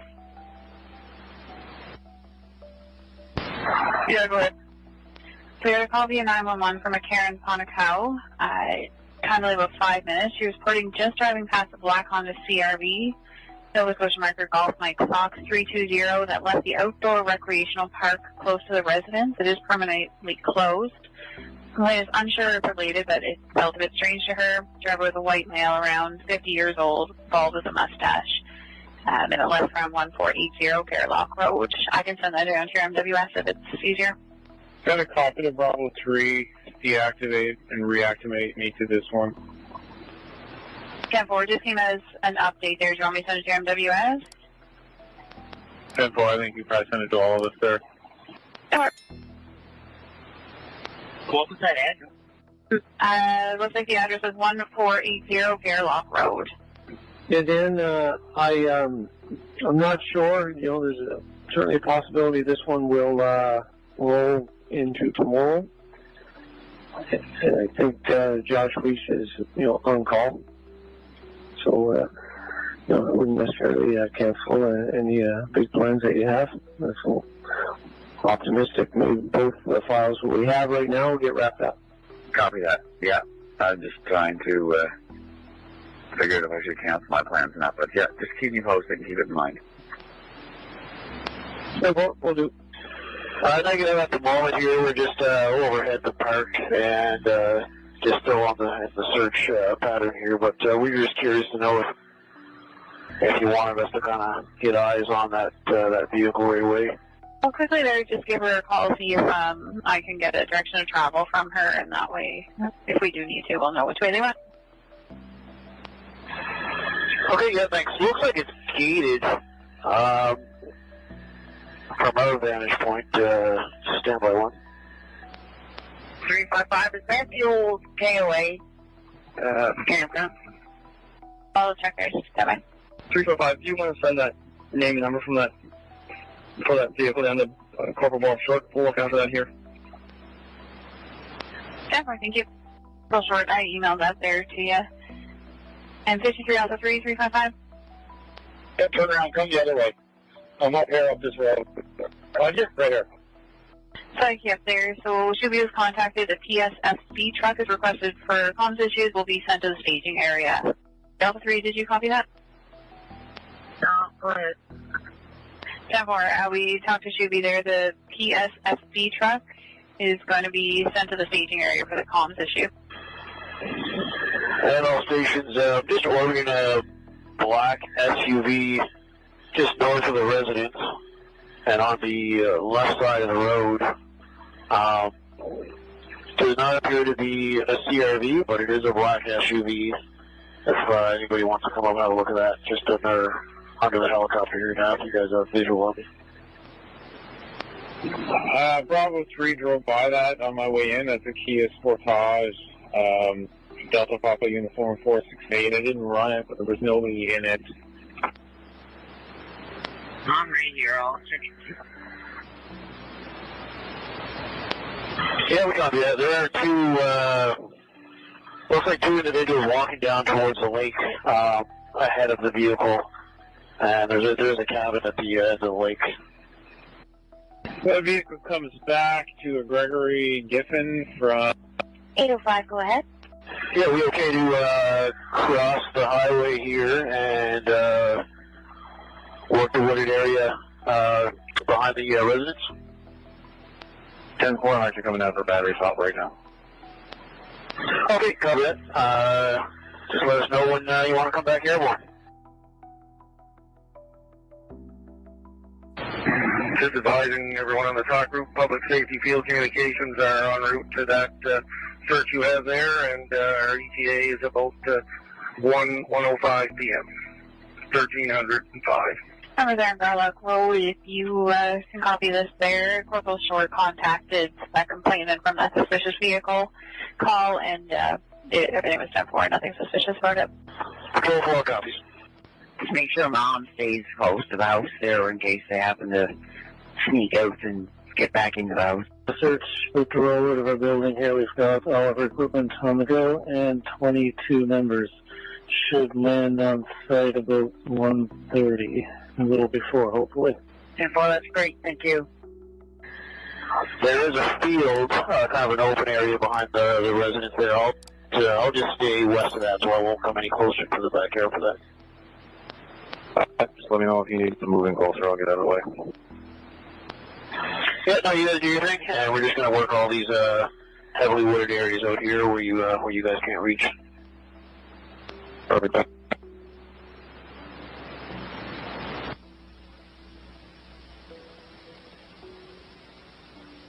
Kilo 652, large 315. I'm on here now. An onion bag. That's not nothing they play with or anything, is it? Fix packet truck giving the dog a break. We're going to do the residence and property over again while we wait. I just want to let you know, from last night's search, we were having problems with our TMR communications through our command trailer. I think we've got a connector or a wire with a problem. Something you might want to consider activating public field comms to come aid us in communications if that's going to be a need. Already done, they're en route. Excellent, appreciate it, thank you. Yeah, Kilo 6 here, 2 missing children, one wearing pink. Not sure what the other one was wearing. Possibly a backpack with them, 4 years old and 8 years old. Global News here, looking to speak to somebody. And the veteran we had called this morning, and they haven't been seen since then. I need to get a good statement and figure stuff out. Call from McGinnis, can you copy there? I think your portable's spotty.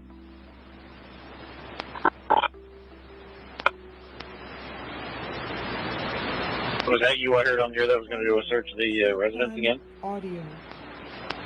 Yeah, that's what he was saying. They were going to do the property and the residence again. Copy that. Property and the residence again. Just send that. Copy. Meters northeast of the house here, back the way I came in. Paul from McGinnis, when you started your search from your vehicle, did you go past the residence?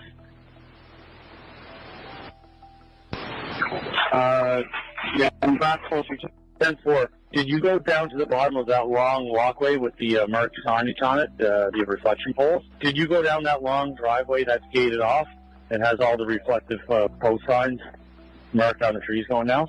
Drove down on the other side, down to the Florida campground. You can come up through the other side of the street.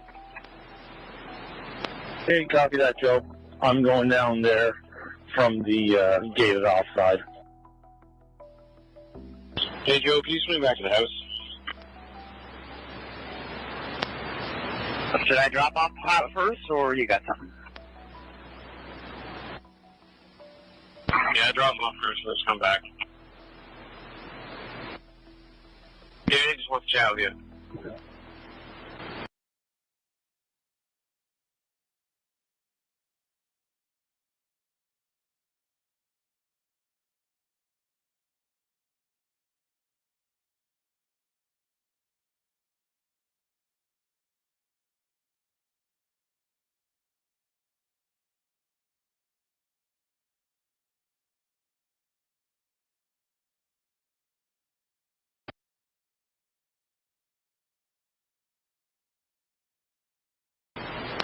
We just got a call from a Justin Smith who lives close by to where you guys are now. He said he can talk to members about any vehicles that passed Highway 289. If you guys need to get a hold of him, I can always send his number down to you guys if needed. Yeah, Kilo 6 here. 2 missing children. One wearing pink. Not sure what the other one was wearing. Possibly a backpack with them. 4 years old and 8 years old. Global News here. Looking to speak to somebody. Can I get an idea of what we're looking at, where we're looking? So, the family is convinced that these children didn't cross the road from their residence.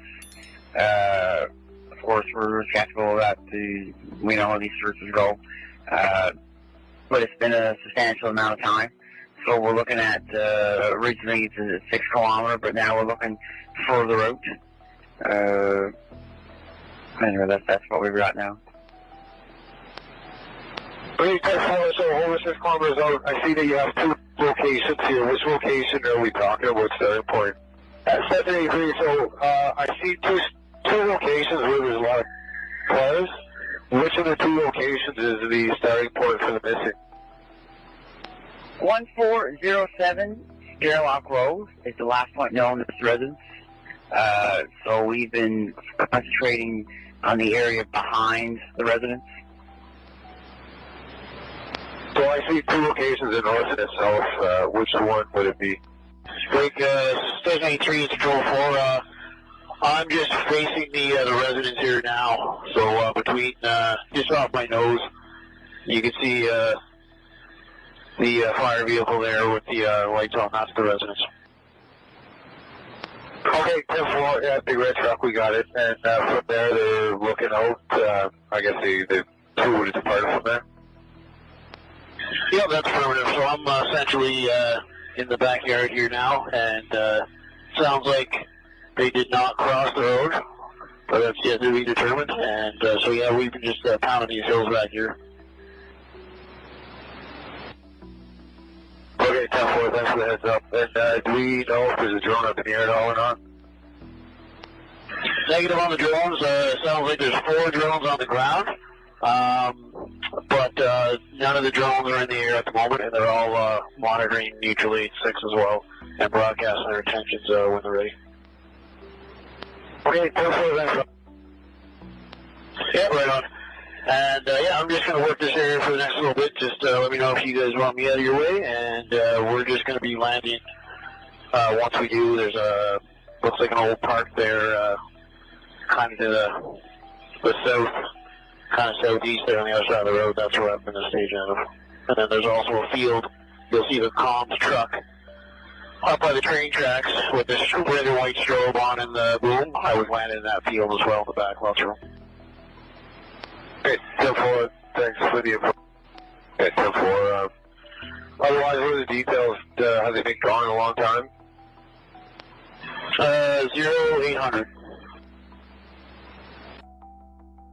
Garlock Road and Lansdowne. Copy that. Okay, you guys who should be in the Station 21, Rescue 21. pilot and a spotter will be 583 Marshall. making a note there. Travel their own vehicle.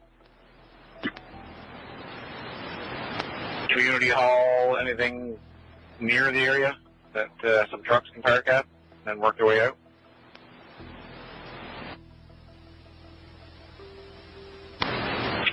Sorry, it's very rural. I don't think there's any community halls nearby. We're not super familiar with the area. We don't come out here a whole lot, but we'll have a look. Charlie, one, go ahead. Just wondering where they're set up with the search command today. Is that the scene on McLaren Road? Copy that. Center is Eden Church Loop. Yeah, see, that's where ours is. I'm just wondering where the ground search one is. Over there for the children? 601. You copy Rescue 21? Missing kayaker. 10-4, it would be Garden of Eden Church Loop is where the command center is. 10-4. Yeah, it's just there. There's no one there. All right. McLaren Road. 10-4. Bravo 3, go ahead. All right, so there is no portable reception down here.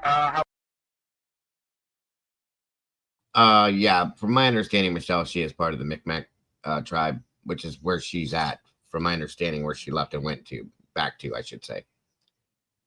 However, the cars do work, so Constable Mason's vehicle now, she's got her radio on the loudhailer, so she'll be able to hear us. She has no phone reception, but she does have phone. Congrats and happy day anniversary, Cap. Sorry about that, brother. I don't know why I didn't pop that up there again, but 12 months. We've been here a year already. I can't believe it's been a year. That's crazy. But thank you so much for being part of the community and the family. We appreciate you and hope you're here for another year and then some. So congrats and happy day anniversary, bro. Photo of the two kids. The 6-year-old is the girl, I believe, and she's wearing pink. The 4-year-old is wearing some blue dinosaur boots. So, yeah, I think that's all we kind of have right now. 10-4, since radio service is not bad, do you guys want an extended timer there, a 10-6 timer? And I can give you a monitor? Yeah, definitely. Give us 2 hours, and then ask the risk manager if he wants Constable Mason to depart there to go get some phone service to send those images. Or always is, Cap, with everybody. The drone operator is still on scene with the mom, so. 10-4. With the service, you can get those photos to him. So you want her to go get service to send the photos? 10-4. Sergeant Young. Go somewhere and get service and get those photos sent off. Constable Mason, you copy? Just to confirm, both Kilo dogs on scene there? Y'all can hear me there. Are you guys on scene? Kilo 6 is on scene and Kilo 9, Kilo 17. 10-4. Thank you. Okay, are we okay to drop down on the, looks like the east side of the road there? There's a gully system there. We just want to get down. I have two slow passes there. Or are you doing orbits and crossing the road as well? Yeah, I can stay to the, I can stay out of your area there. I'm at 270. Hello. The likelihood they're alive right now is very low. Such statements aren't made lightly. Police knew what they weren't saying publicly. Good afternoon. I am Corporal Carly McCann, Provincial Public Information Officer for the Nova Scotia RCMP. Thank you all for being here today. Bonjour, je suis la caporale Carly McCann, agent d'information publique pour la GRC en Nouvelle-Écosse. Merci de votre présence aujourd'hui. First, I acknowledge that we are in Mi'kma'ki, the traditional and unceded ancestral territory of the Mi'kmaq people. I also recognize that African Nova Scotians are a distinct people whose histories, legacies, and Okay, sorry, it was Mi'kmaq, not Micmac. My apologies. Contributions have enriched that part of Mi'kma'ki known as Nova Scotia for over 400 years. Premièrement, je reconnais que nous nous trouvons aujourd'hui à Mi'kma'ki, le territoire ancestral traditionnel et non cédé du peuple Mi'kmaq. Je reconnais également que les Néo-Écossais d'origine africaine constituent un peuple distinct dont l'histoire, l'héritage et les contributions ont enrichi la partie de Mi'kmaq connue sous le nom de la Nouvelle-Écosse depuis plus de 400 ans. At this time, I invite the following officers to the podium with me. Inspector Mike Ingalls, District Policing Officer for Northeast Nova District RCMP, Staff Sergeant Curtis McKinnon, Pictou County District Commander, Staff Sergeant Rob McCammon, Acting Officer in Charge of Major Crimes and Behavioral Sciences Group, and Amy Hansen, Search Manager with Colchester Ground Search and Rescue.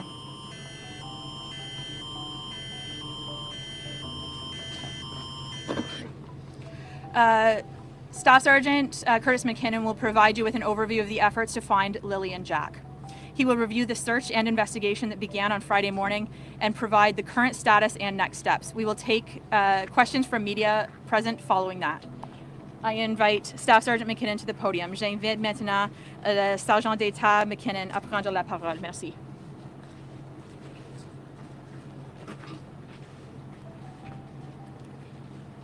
Thank you all for being here today. First of all, our thoughts go out to the family and loved ones of Lily and Jack Sullivan, to their communities, and to everyone who's worked day and night in an effort to find the children and bring them home. Since the first 911 call was received by the RCMP, reporting that 6-year-old Lily and 4-year-old Jack had wandered away from their home on Garlick Road and Lansdowne Station, a multi-agency search has been underway. Teams have been working around the clock. This search has included many agencies, including volunteer ground search and rescue teams from across Nova Scotia and New Brunswick, the Civil Air Search and Rescue Association, known as CASERA, Department of Natural Resources Air Services, Nova Scotia Public Safety and Field Communications, Nova Scotia Guard, Joint Rescue Coordination Center, Salvation Army, the Canada Heavy Urban Search and Rescue Task Force 5, and several RCMP units, including police dog services and drone operators. Since Saturday, because we treat all missing person files as suspicious until our investigation leads us to determine otherwise, our Major Crimes Unit has been engaged. It's been an all hands-on-deck effort using every available resource and tool. Since the search began on May 2nd, it has been concentrated in the Garlick Road area and has covered 4 square kilometers of heavy, wooded, rural terrain. Up to 160 trained volunteer searchers, along with many others, have been involved in the search each day. Tens of thousands of search hours have been dedicated to scouring the area, and GSAR has confirmed that over 100 tracks has been laid using GPS and grid searches.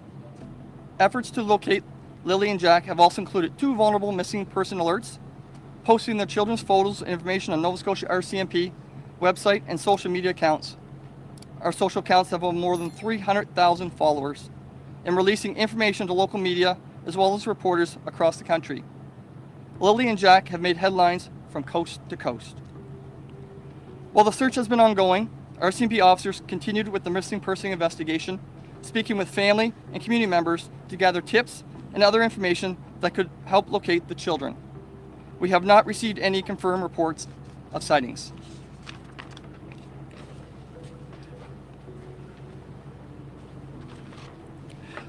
Lily and Jack's family has been provided with regular updates on the search and on the missing person investigation.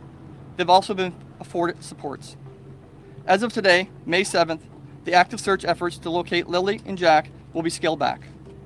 We're transitioning from a full-scale search to searches of more specific spaces that have already been searched by our teams. We want to circle back to increase the probability that all clues have been found. And when transitioning from an active search to a scaled-back search, the probability of survival is taken into consideration. I want to assure you that our missing persons investigation continues. We're not packing up, and we're not giving up. Our investigation is broad, and it won't end until we know where Lily and Jack are and can bring them home. We'll continue to investigate and chase leads for as long as and as hard as we have to. We have the best investigators working every aspect of the file. We continue to appeal to anyone who have information related to our investigation and who has not yet spoken to us to contact the Pictou County District RCMP at 902-485-4333 or Crime Stoppers. Before I close, I want to reiterate that our hearts go out to Lily and Jack's family, to the community, and the people who've worked so incredibly hard to date. Many of us have children of our own and have want nothing more than to reunite Lily and Jack with their loved ones. Thank you.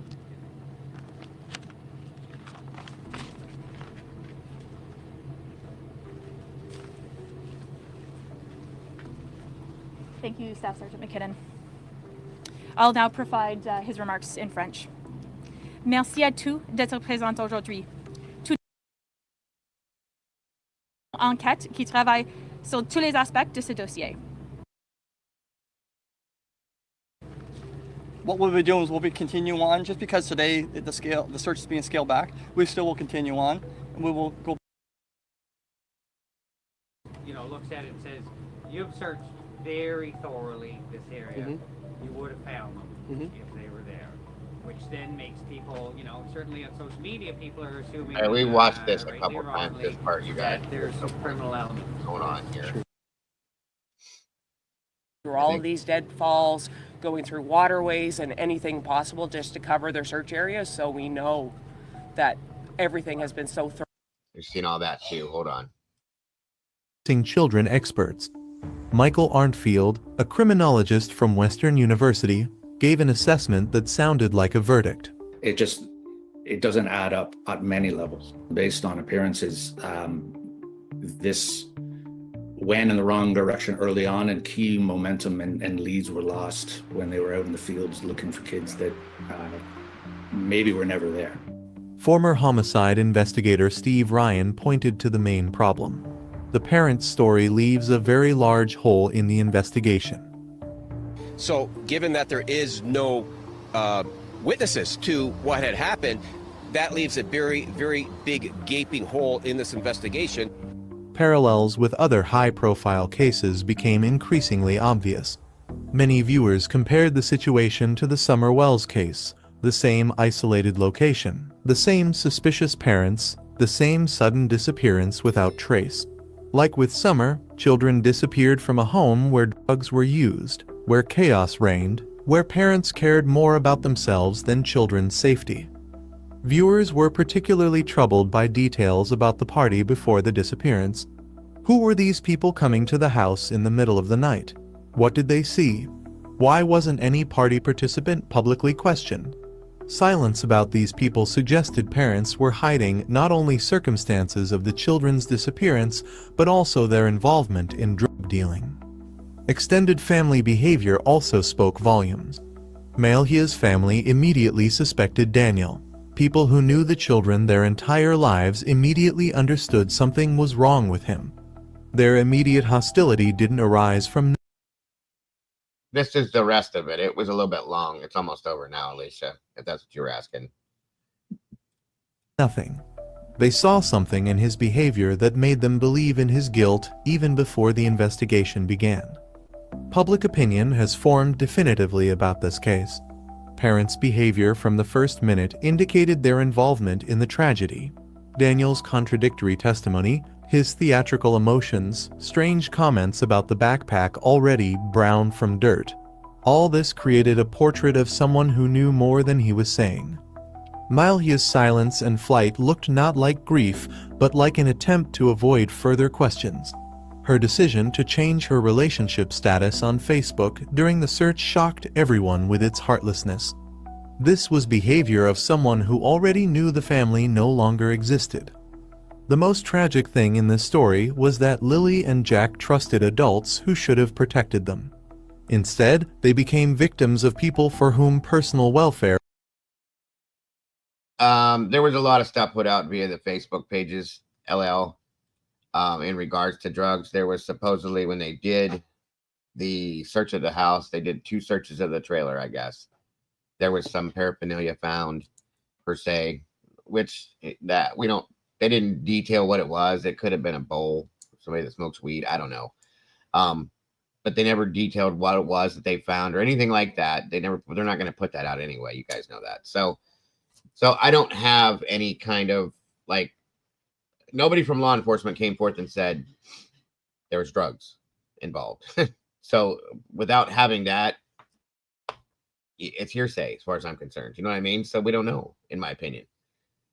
So what has been done is everybody has gone to the Facebook discussion groups that are out there, and they're seeing everything. There's certain family members that posted about the fact that he did certain drugs, per se, and pushed them, I guess you could say, for lack of better terms, so on and so forth. And that's, people take that because it's coming from specific family members, that's God's word. We don't know that, though. You know, you can't, like I said, until law enforcement clarifies or verifies something like that, I can't say that that's the truth. We don't know yet. So that's my opinion to answer that for you. Proved more important than children's lives. Their drawings still hung on kitchen walls, their seats on the school bus remained empty, but the children themselves would never return to the house that should have been their refuge. The story of Lily and Jack Sullivan became another dark reminder that the greatest danger to children often comes not from strangers, but from those who swore to love and protect them. While we analyze the overwhelming evidence of parental involvement, the tragic reality of what happened to these innocent children becomes increasingly undeniable, forever changing this case from a missing persons investigation to something far more sinister. The story of Lily and Jack shows how crucial it is to trust your instincts when something feels wrong. If this investigation affected you, hit like and subscribe to the channel. All right, so this guy, like I said, the last one that they put out from this channel it was decent. I didn't expect this to be one-sided, as it kind of came off to be that way, in my opinion. And in a case like this, you cannot take all of the hearsay and make it fact. It's not fact, guys. That's not a factual piece of information, in my opinion. People can have their feelings about things and opinions. I understand that, but it's not a factual piece of information. So you shouldn't state it as being fact, is my opinion. Okay. That's all I'm saying. Let me see here with this. This one's been hard. Okay. It has. Because there's a lot of theories and a lot of feelings on this. But again, like I said, now, excuse me, we do know they were seen Thursday afternoon, I'm sorry. And then they go missing. So they very well could have. If Daniel said that he remembers seeing her with the backpack on, maybe they got their stuff on. Some kids like going to school. It's fun for them. Maybe they got their stuff on. The parents were asleep. See, I still blame the parents because they weren't awake. One of or both of, up and moving with these kids. If that's true, they should have been up with their kids. That's my problem with this whole thing. And then this wouldn't have happened, per se. Okay. If that's what really happened, then yeah, that's where my fault goes at this point now. If the kids walked out to go to the bus stop, nobody's paying attention to them, and somebody possibly did grab them, okay, there it is. Now let's figure it out, okay? But I don't know. Like I said before, because of this rural area, what are the odds that there's a predator that's going to be going by there? It's kind of low, in my opinion, because it's such a rural place, but it can happen. There was a failed abduction attempt in April around this area. So anything's possible, you guys. Anything is possible. But everybody has directly attacked him because once the rumors got put out there via Facebook that there was some kind of drug stuff involved, everybody goes directly at him because the mother left and blah, blah, blah, blah, blah. And we can't do that until we know for sure what is going down. Okay. That's just my opinion. You guys are allowed to have your own opinions, feelings, theories, speculations, whatever. I respect that. But like I said, I can't do that until I know something for sure. Let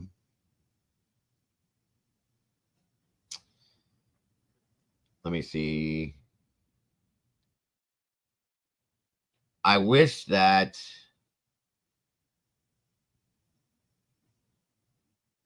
there's been quite a few creators that picked this up. In the very beginning, there was only a couple of us doing this, but there's been quite a few that have picked this up, and they're putting out stories that are off per se and things like that because we just don't know yet. You know what I mean? 100%.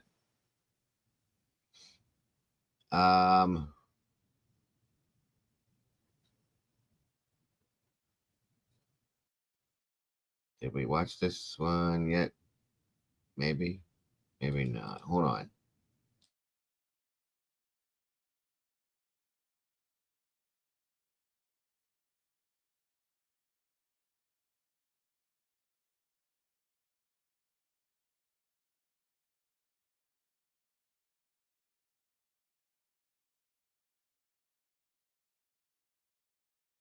I understand, Canadian Cat Lady.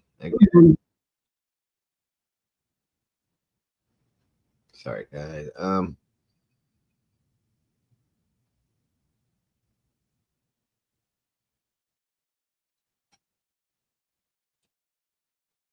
Actually hadn't heard any of that before seeing this interview. Already initially felt something was off. It wasn't until the following week I could focus more on that. I said, yeah, gotcha. Absolutely understood. Still going with that, Miss Heather. I get it.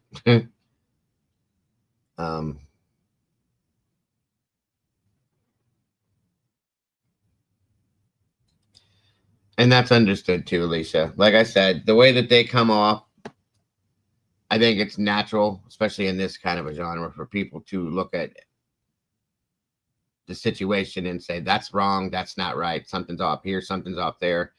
And that's how people end up making their judgments per se. I don't believe in judging people because and I see what people are saying. The property looks like shit, so on and so forth. That doesn't mean the kids aren't taken care of. Okay. Now, granted, there's some things there that I think are a little dangerous for kids to be around. There was an old washing machine, all beat up and stuff like that. That shouldn't be there. I agree with that kind of stuff. But just because you have, the property's not in the greatest shape, we don't know that the kids weren't taken care of just because of that. You can't judge that per se for that reason, is what I'm saying. So I don't know. I have questions. I have feelings. I have all sorts of things on this, but I don't want to. I try not to, I should say, prejudge a situation without having it verified, I guess you could say. That's the way I look at it. So, and Michelle, this is the new one. I've been following everything Michelle's been putting out on this. And yeah, this is newer. It's got something else in it that I thought was kind of interesting too. Good morning, everyone. My name is Michelle. I hope you're doing well. Welcome to another video. It is Wednesday morning, the 28th of May. And we're going... Like I said, I've been following everything she puts out on this from the beginning. She's been doing a pretty decent job. And this is the newest one that I haven't seen yet. And then we're going to, from here, because there is nothing else, truly, that I can find. The RCMP's website is not giving anything because, again, they're holding it close to their vest for their investigation reasons. I get that, and I respect that. So then we're going to move from this to the next thing we're looking at once we get through. Back to Nova Scotia today. The disappearance of siblings, 6-year-old Lily and 4-year-old Jack Sullivan from Lansdowne Station in Pictou County. I had a day off the case yesterday and concentrated instead. I wondered that too. I really do wonder where did the mom and the brother go? Justin and his mother. Justin's his brother that are supposedly living in this. I still have big problems with that. How are there 4 adults on this property? If we're going based on their story, it's true. Why did nobody see or hear nothing? They haven't spoke to the media. They haven't said anything. I don't know. And I do agree with that lazy comment that they should have gotten out of bed that morning. Period. Just get up. Your kids are up. You get up. You know what I mean? That's all there is to it. There's many of us in here that are parents that have gotten up when our kids are up. You have to. This would have never happened if that's to be believed that that's what happened. That would not have happened. I'm sorry. I know people are tired. They have a baby. I went through it. I had 7 kids. I get it. You still got to get up and be a parent. Everybody in here has done it. There's no reason to not do that, in my opinion. That's all I'm saying. So that part I do absolutely agree with.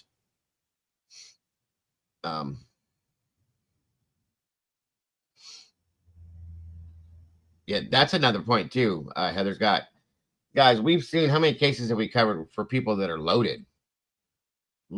Have most beautiful houses and properties you've ever seen, drive Mercedes and BMWs and money falling out of their ears. And they absolutely horribly abuse their kids and 100% neglect them. So it does happen. That's important. Very important to see. On an Irish case, very, very peculiar, bizarre and gruesome case. That of the murder of 56-year-old farmer, Nova Scotia, not just Lily and Jack Sullivan, but for his family's sake.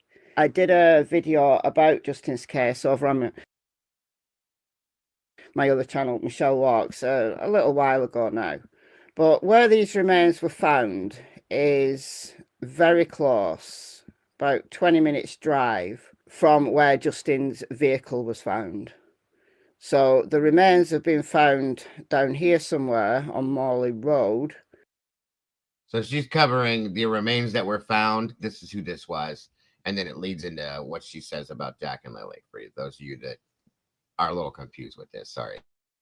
And Justin's vehicle was recovered from this area here. And his family have been out of their minds. They just want closure. His dad, Ken, has been out there every day, driving around, looking for any sign of Justin. And investigators have searched quite a... Yeah, 100%, guys. I covered both of these. This guy that it makes me sick even talking about it, but he went somewhere, came home, his daughter she was a little one, she's a baby, fell asleep in the car, so he left her there so he could go in the house and play video games. For those of you that weren't in here yesterday, If you weren't, I was going off because I can't stand this kind of shit.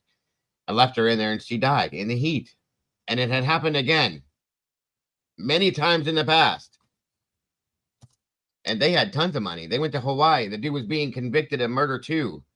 Charged with murder too. And asked if he can go on a vacation with his family to Hawaii. And they allowed it. So there's that too, guys. That it weighs out the same way on both ends, in my opinion. Just saying. It's insane. Good point, Tomboy. A wide area, but nothing until the remains were found a couple of days ago. So just a little bit about Justin's case. July 7th, 2024, around 11 p.m. local time, Justin was last seen at a gas station in North Sydney. Appears on the store's security camera, but then his vehicle is found 25 kilometres away in the Ormond Crescent area of Myra Road.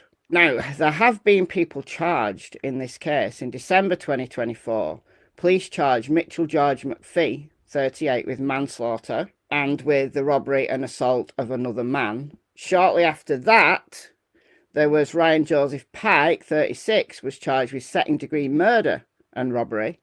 And then, just to top the year off, on December 31st, Aaron Curtis Mickey, 45, was charged with second-degree murder, robbery, and 4 firearms-related offences. Those cases are still going through the courts. This is Justin's family, and I just want to play this short clip. It was on this rural Cape Breton road that human remains were found by a person walking in the area at around 5 p.m. on Monday. As police continue their investigation, Ken McDonald is staying close by.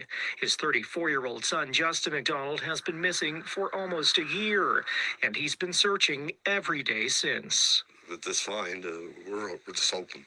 We can't say anything definitive because of the forensic situation, but we're hopeful.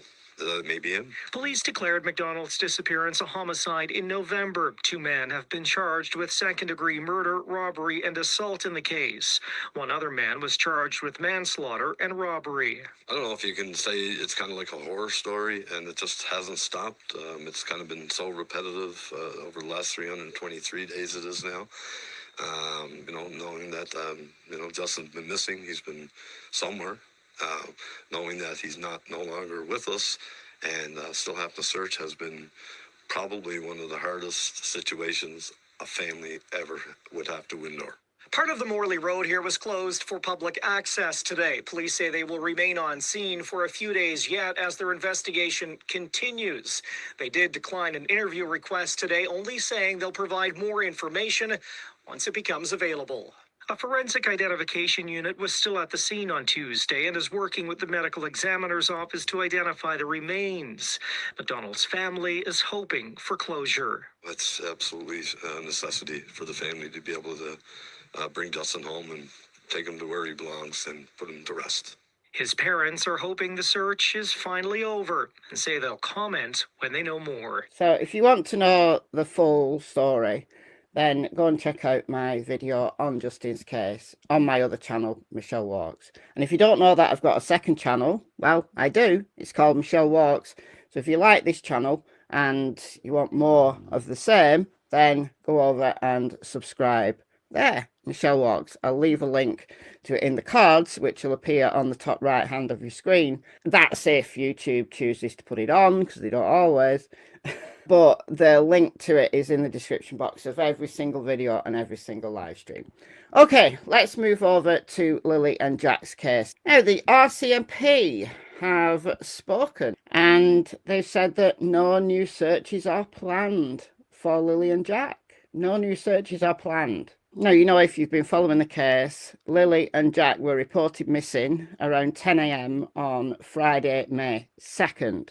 There was an intensive search for 6 days. That's including May 2nd. So I guess you would say 5.5 days by the time searchers got on the ground.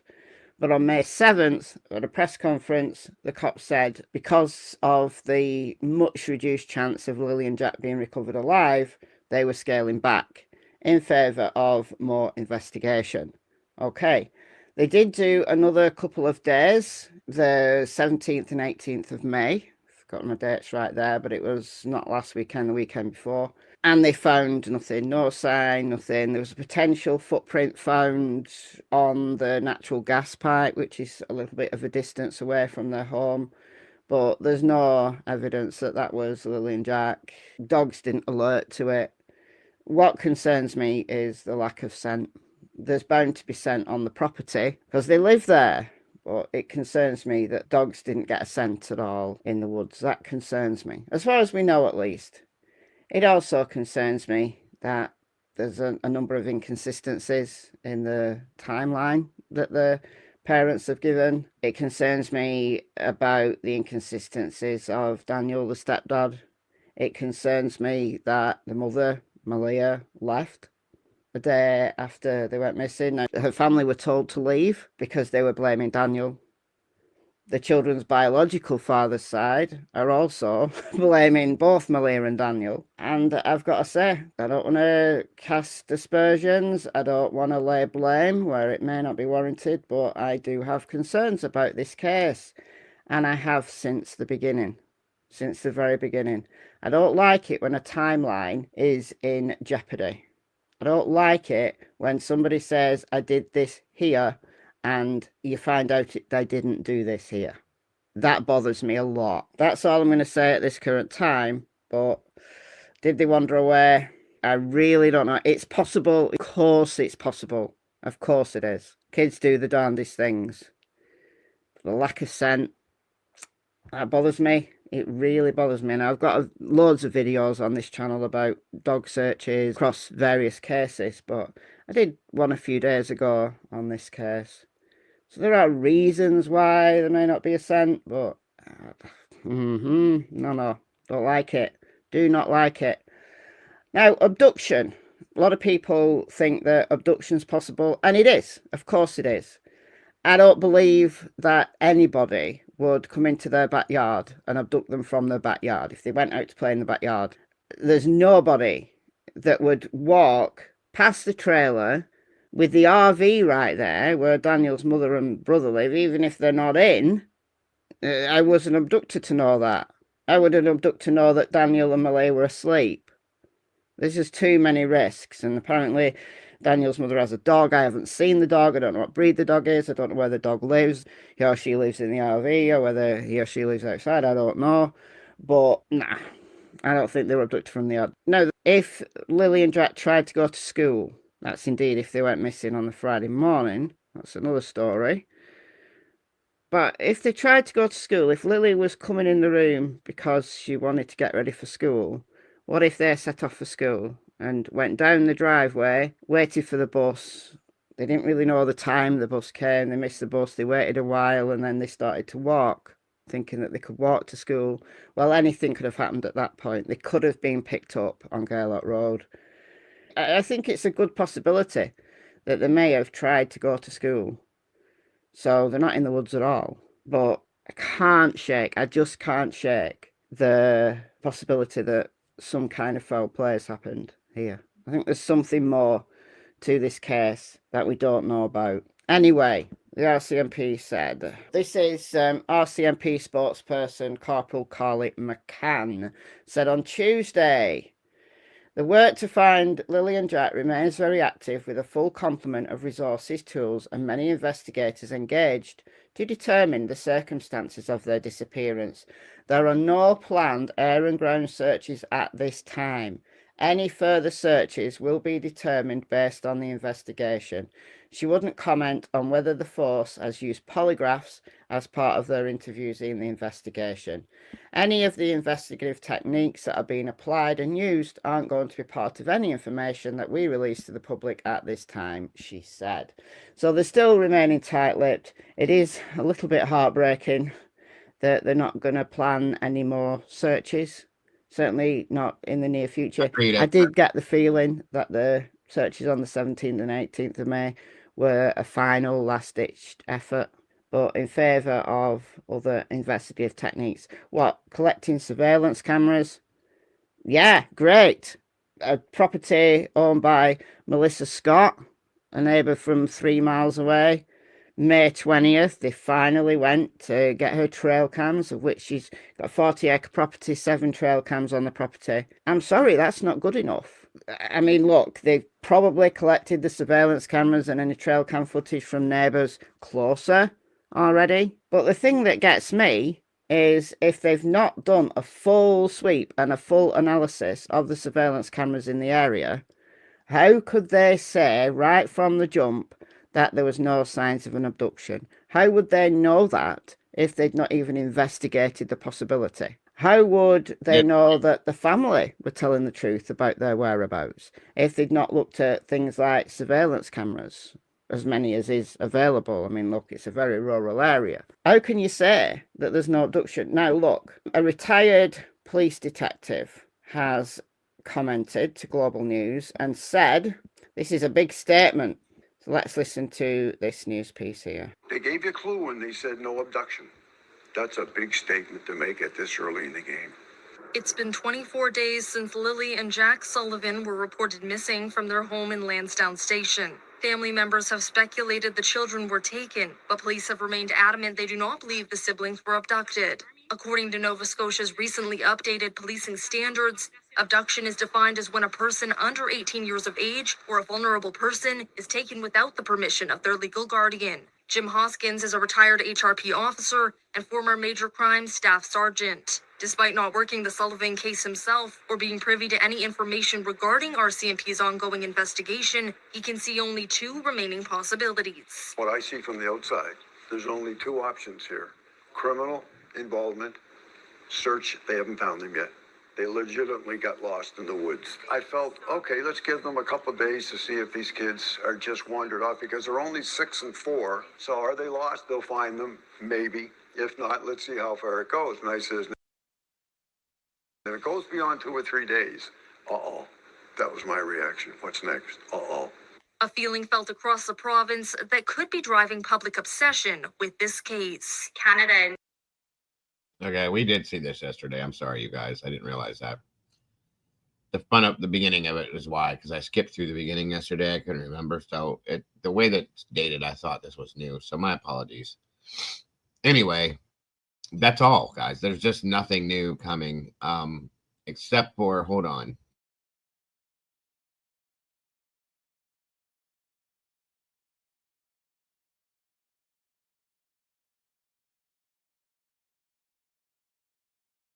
When we first started this case, there was a creator that lives in this area close to them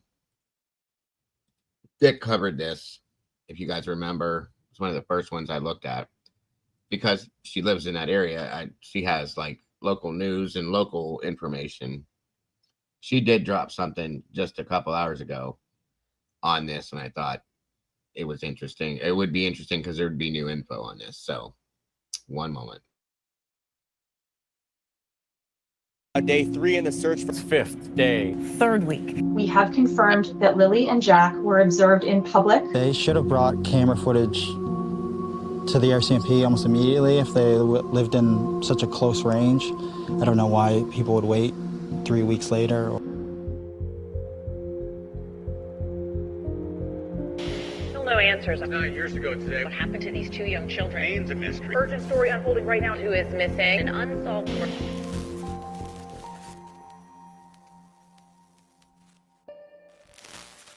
Hello everyone. We have a new update in the disappearance of Lily and Jack Sullivan since the RCMP made a new release that I wanted to help spread out there.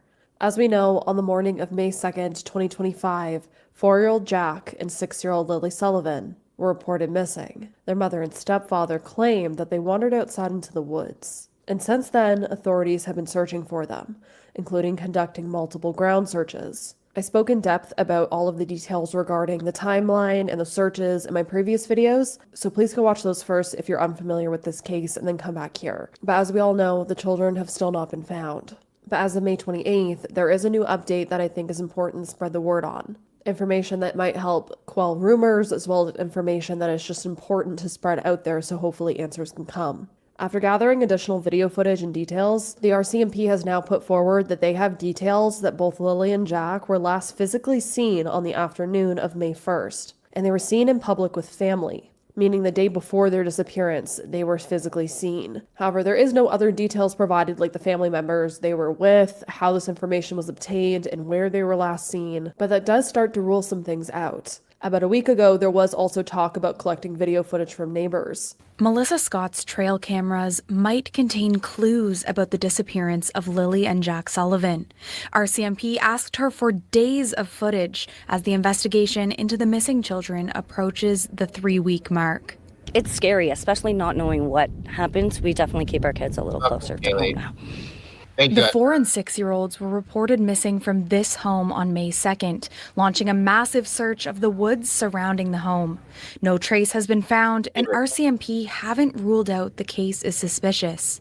This is some of the footage Scott gave police. She says RCMP major crimes officers came to her home this week, asking for everything on her 7 cameras, starting April 27th, 5 days before the kids were reported missing. The only thing that I worry about or wonder about is this: she's 3 miles away. What do they think may have happened that they want her trail cam footage back in the woods like that? I don't understand that. That's a little weird to me. Just saying. A little strange. 2 of Scott's neighbors were also asked to provide footage to RCMP. She says the officers also asked about her family's vehicles to rule out local traffic in the footage. Possibly they are wondering if they didn't go missing earlier, or maybe somebody who isn't local to the area was around beforehand. This road is the most direct path from Scott's property to the home the kids went missing from. We drove between the 2 places. It's about an 18-minute drive down rough dirt roads. Straight through the woods, it's about 5 kilometers. I did mention to them that I was very happy to see them and glad that they were canvassing a little further and looking at trail cam footage. And they did respond saying that they probably should have been around earlier. RCMP would not answer CBC's questions, including why they are seeking trail camera footage from before the disappearance and why they are identifying local vehicles. What I find very interesting about them collecting this video footage from neighbors is, one, that neighbor that spoke to media lives an 18-minute drive away, meaning they are spreading pretty far away from where Lily and Jack disappeared. So I'm assuming that they have checked all of the other homes in between the location of that neighbor that spoke to the media. But the footage that they are obtaining, such as the one from that neighbor that spoke out, that footage can prove that the children did not walk through that specific area where that trail camera was, which means they can rule that area out, and it's also just good evidence for them to have in their back pocket to be like, hey, the kids weren't in this area, so what else could have happened? I'm sure they're also looking in this footage to see if any suspicious people passed through the area or just any people in general, maybe walking towards the home where Lily and Jack lived, maybe someone lurking in the woods, or if a vehicle drove by that maybe is suspicious that isn't local to the area, because the neighbor also pointed out that police were asking them about the make and models of their vehicles so that they could rule them out of the footage. And yeah, they could have, I agree. But here's the point. That was like how many days ago? Like, we're going on 3 weeks ago. Why didn't they go for that footage then is what my point is. Maybe I didn't say it right, but that's what I'm saying. They should have looked at that then, not just, the past few days. That's what kind of bugs me. Miss Bonnie's in the house. Good to see you, Bonnie. So good to have you here. Thank you for joining us. Great to see you. And if there was a vehicle that was captured in footage in the area that no one recognizes, that isn't... There was a 6-year-old that they said that watched 30... Was it? No. 17 or 18 miles, be real. It happens. It has happened. In Arizona, I think, I might have that details wrong, but somewhere in Arizona, there was a child that was very little that walked a long, long way. It's crazy and it's hard to believe, but it did happen. So I believe that they think that they could have, not knowing. 3.5 miles isn't that far. It's truly not. Now, dangerous, yes, on the side of the road like that, a road, but how much traffic does that road get? It's very rural, so I don't know that it gets a ton of traffic. I don't know, but it's something that could happen. It could. Yeah, it did happen in Arizona, be real. I have to get the exact mileage, but it was way further than 3.5 miles, bro. Believe it or not. I think it was a 6-year-old, and she was perfectly fine when she got to her destination, I guess. So it's crazy to believe, but it did. local that could lean towards the theory that maybe the kids were abducted. Authorities are also appealing for more footage from the days surrounding the children's disappearance. They're now asking anyone that had dash cam footage or video footage from Gairloch Road between 12 p.m. on April 28th to 12 p.m. on May 2nd to contact them. I'll have that information in the description to do so. But that says to me that they're still trying to piece together the timeline from that Monday to the Friday when they were reported missing. And if they're able to obtain enough footage from that area to really piece together a timeline, the thing that gets me that I don't quite understand is if they know that the kids were seen that Thursday night, why are they going back so far? Are they anticipating something else going on? Maybe if there was somebody casing the area, maybe. That's the only thing I don't understand with that is that they're looking back way further than when the kids supposedly disappeared. I don't understand what they're looking at in that aspect. That's all I'm trying to figure out. So could be, I don't know, but it's definitely weird. it could even rule out the idea They didn't know what when. They just started looking back. I think it was to the 25th. I think that was the date.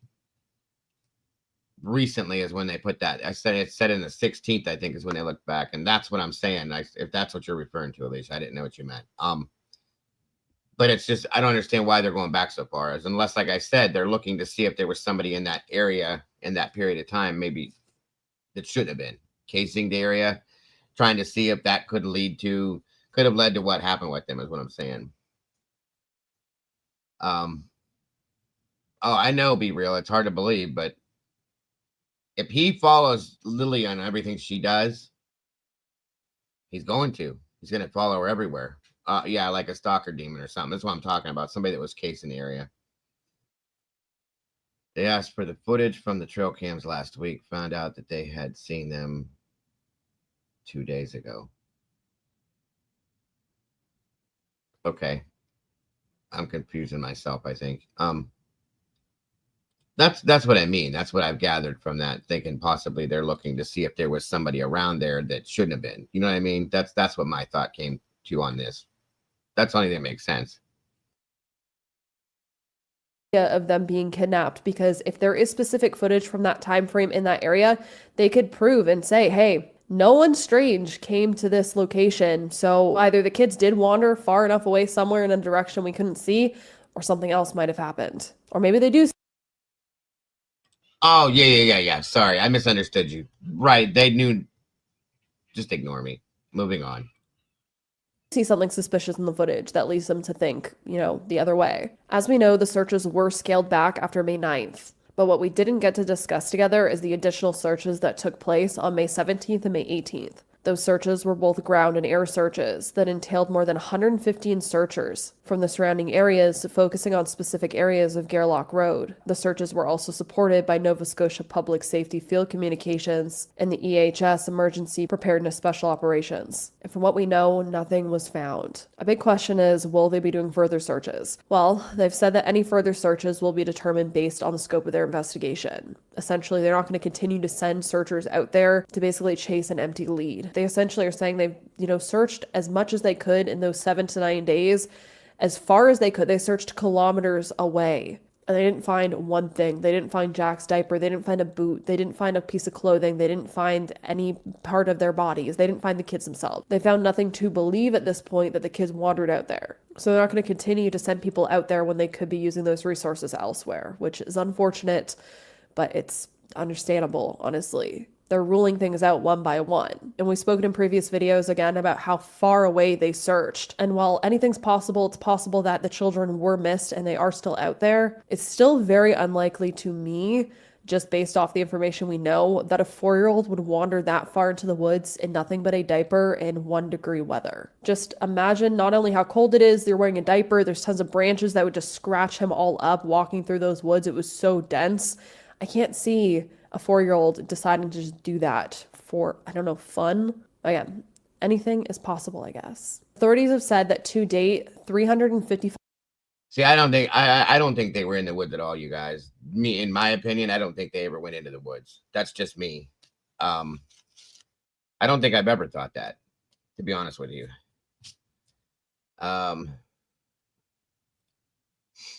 In my research, human trafficking was that they're targeted autism case. Oh, yeah, of course.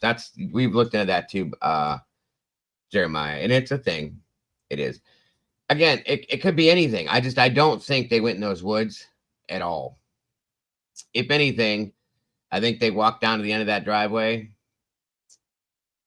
waiting for a bus, and they could have been grabbed, or they went out of that driveway in a vehicle. Those are my two theories on this at this point. That's where I'm at with it. So I don't think I've ever thought, like I said, that they went into those woods ever, because nothing was found. No footprints were found going through the woods, as they had so many searchers in there. None. They would have found footprints, even if something grabbed them or somebody. There's none. And they had drones and helicopters, tons of people. So no, I don't think they ever went into those woods. Not even for a second. Either they walked out of the driveway on their own, or they were taken out of there in a vehicle. Those are my only two theories on this at this point. 5 tips have been submitted, and 50 people have been formally interviewed, with more planned to be coming in the following days. Sadly, what we do know is if the children did wander into those woods, they most likely would have succumbed to the elements by now. But I know there are still a lot of other theories out there. But what we do know, and we do have to note now, is that they were allegedly seen, according to police, physically in public the day before their disappearance. So that does dismiss some of the theories that I've seen out there of a possible party, maybe something happening days before. And I know a lot of people are endlessly covering this case. Some people are making multiple videos a day about this case. And what I will say is I'm glad that this case is getting coverage. I am glad when any case blows up. We don't want these children to be forgotten. And when people stop talking about a case is when there's less pressure on the police, there's less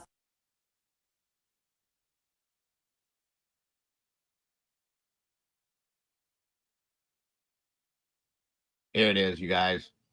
Missing toddler walks 7 miles alone through Arizona wilderness, led to safety by ranger's dog. There it is. 7 miles. It wasn't 17. It was 7 miles. Anyway, and it was 7 miles by himself. That's insane. I know it's hard to believe, but there it is. And then the dog kind of walked the little boy the rest of the way. So that's pretty wild, you guys.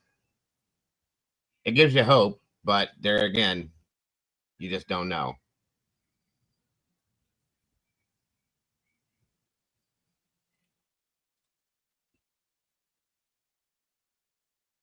pressure on the suspects. The best thing I think is to continue to put these cases out in the headlines and for the public to know. But what I did want to mention is that personally, I'm not going to make a video every time there's a small detail that comes up in this case. It's just not my style. There are so many other cases out there that I want to help spread the word on, but I still think it's so important to continue to talk about these cases.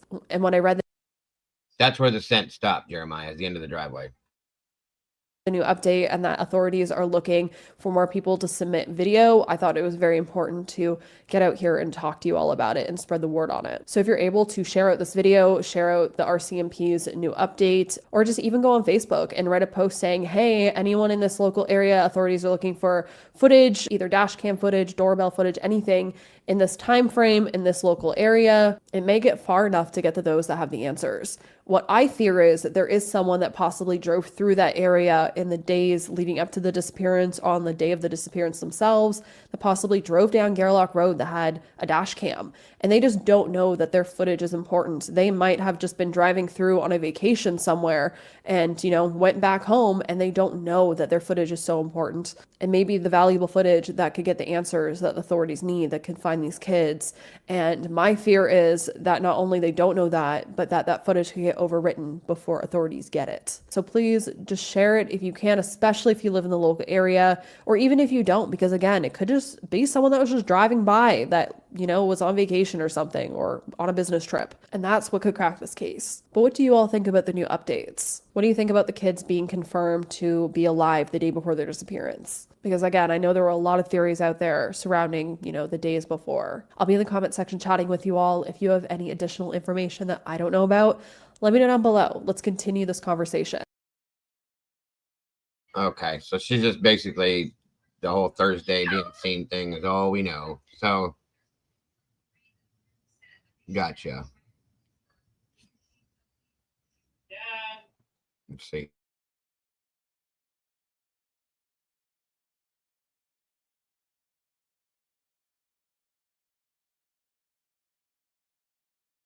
All right, let's see here.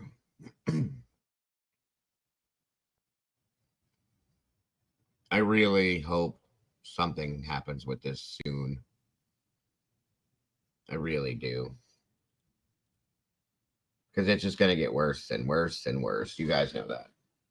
Until something happens. And I try not to go to the Facebook discussion groups every day, but there's so many.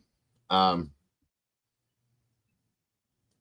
guess there's another one that just popped right here.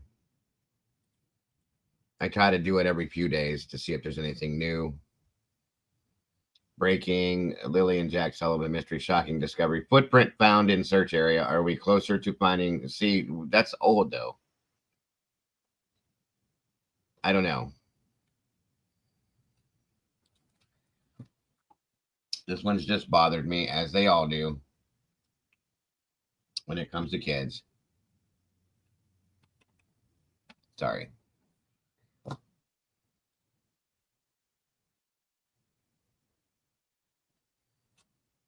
Okay, so see, somebody in here says, now that we know Daniel passed the polygraph test, everyone on the property, including the mother that was told to leave the property because family dispersed, whatever, all needs to take polygraph tests, clear their names, and get Amber Alert out. This is a mistake, in my opinion. Is it too late? Lord, I pray they're found safe. Family cleared your names so they can get to finding these children. Daniel's mother, brother, these children needs to take one. If you're not involved, clear your names. I kind of agree with that. So now they're saying that Daniel passed the polygraph test. That's interesting. Well, if he's going to take one, I think the mother should take one too. That's just my opinion. Truly, that's my opinion.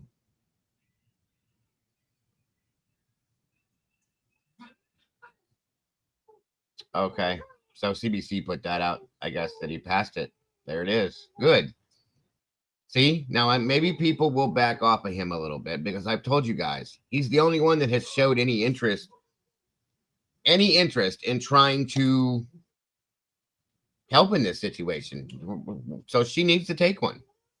Malaya needs to take one. And I do believe that Daniel's mother and his brother need to take one too. That's my opinion. I'm just saying. And it also says that Daniel Martell, the children's stepfather, has been cooperating with police, including handing over his phone and agreeing to a polygraph test. He's done everything. What has she done? I want to see that. Has she done these things too? They're not even biologically his kids, but he's coming forward, stepping up, and doing the right things to do this. People need to get off his ass, in my opinion, for right now, okay? Until something comes up, that proves that he's done something wrong, because they're not doing the same thing with the mother. I don't quite like that, to be honest with you.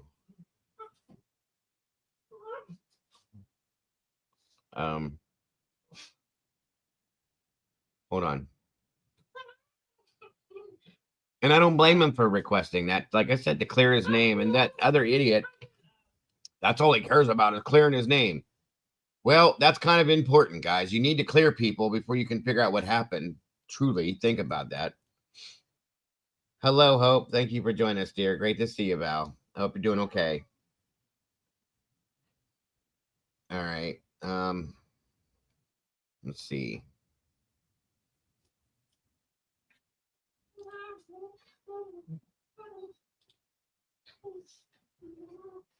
Investigators remain committed to exploring all possibilities surrounding the children's disappearance. To date, more than 355 tips have been received and are being followed up on. That's a lot. RCMP officers have also formally interviewed over 50 people, with more interviews planned on coming days. Investigative work is ongoing following a large-scale ground and air search that began immediately after the children were reported on May 2nd. Hundreds of searchers, multiple dogs, variety of drones, and underwater recovery team. Several aircraft scoured a heavily wooded 5.5 square kilometer area before search efforts were scaled back on the 7th. Additional searches took place on the 8th and 9th and 17th and 18th. Any future searches will be determined based on the course of investigation. Now,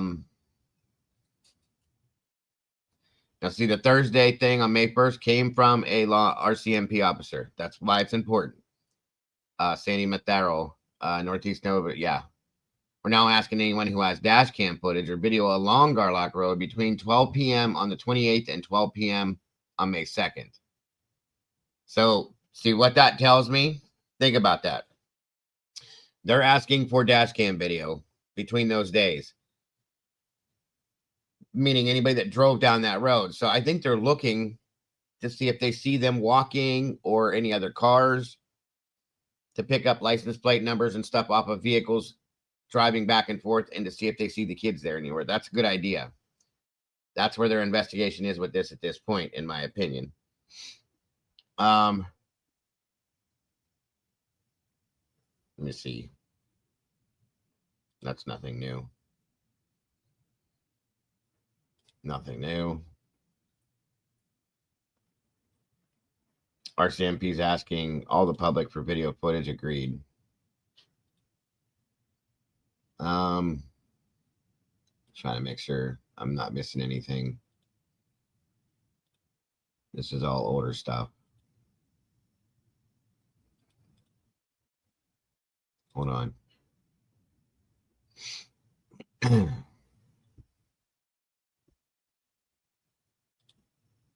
Okay, that's interesting.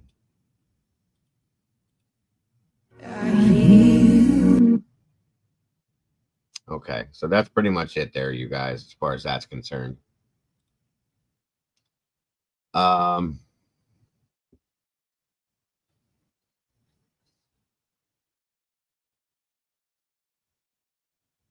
Now I think it's now basically what they're looking at it as a recovery mission now, not a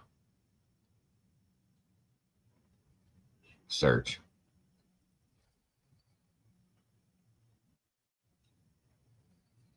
Yeah, it says that according to the CBC and the National Post, he passed the test, so that's good. Now it's time for Malaya to take one. I'm sorry, but I fully agree with that.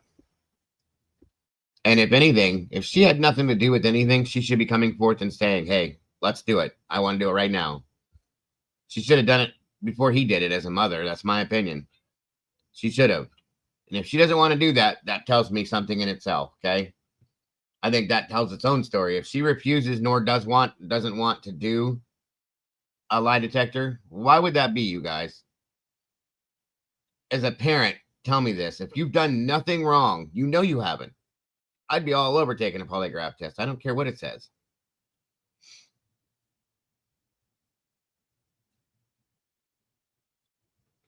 Let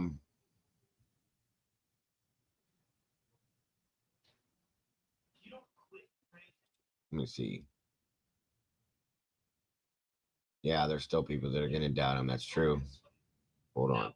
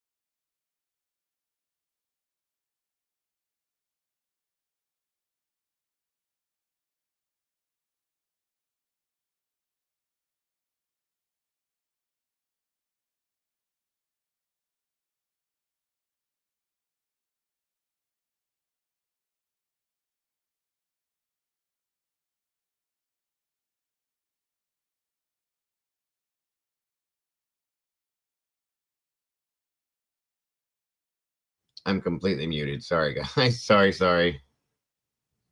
Yeah, I looked into the early on about the possibility of predatory animals maybe grabbing them, but there'd be something found if one of them grabbed them and did something. I don't know. So on we go, guys, moving forward. Nothing else here, sadly.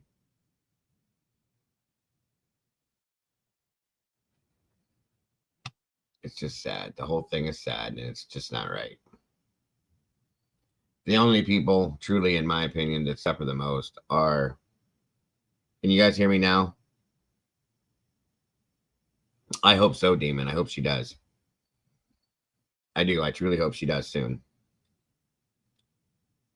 Can you hear me now, Lisa? Sorry, I didn't mean to be muted. I'm used to looking at this light. I don't know what happened to it.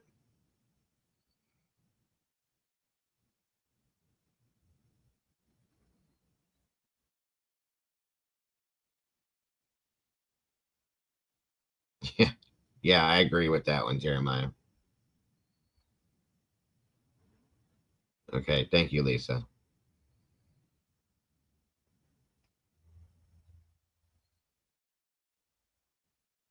All right. 1 minute here.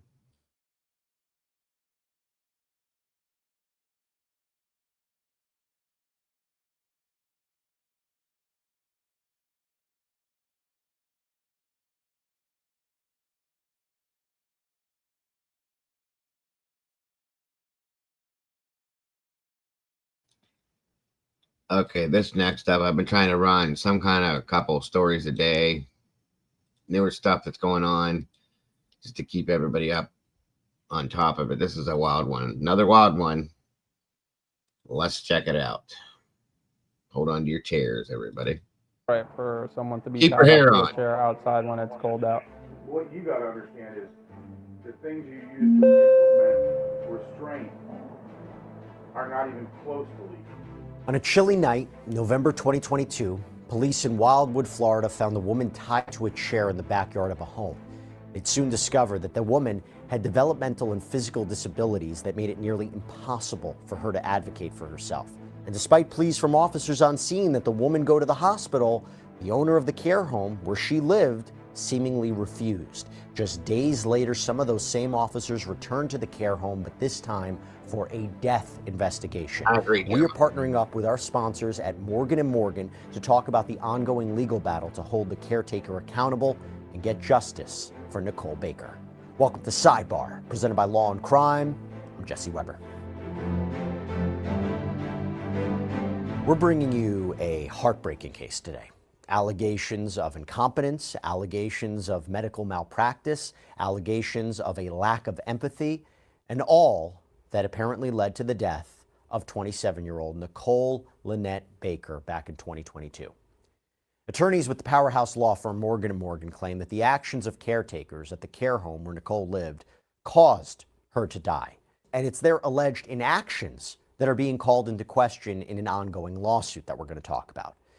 So Nicole's autopsy report revealed she only weighed 91 pounds at the time of her death. And the lawsuit against the group home, called Beyond Expectations, states, quote, due to mental and physical disabilities, Nicole Baker was unable to effectively speak, communicate, care for, or protect herself in any way. Quote, she and her family placed their trust in Beyond Expectations LLC and Teresa L. Williams to care for and protect her from harm. But Wildwood police discovered the opposite on November 23rd, when they responded just before midnight to a report from a neighbor that he'd been hearing someone crying for help for several hours. There's somebody in that car. Like, I think there's someone in there saying help me. Like, and I can't, like, I can understand that they're saying help me, but like I can't distinguish whether it's a male, female, or how old. And it's this house right here. Yeah, in that carport. Because my carport's right next to it, and I just walked out there, and that's when I heard it. Gotcha. Like the windows. All right, we're gonna go check real quick. Yeah. Hello? Are you okay? No, bro.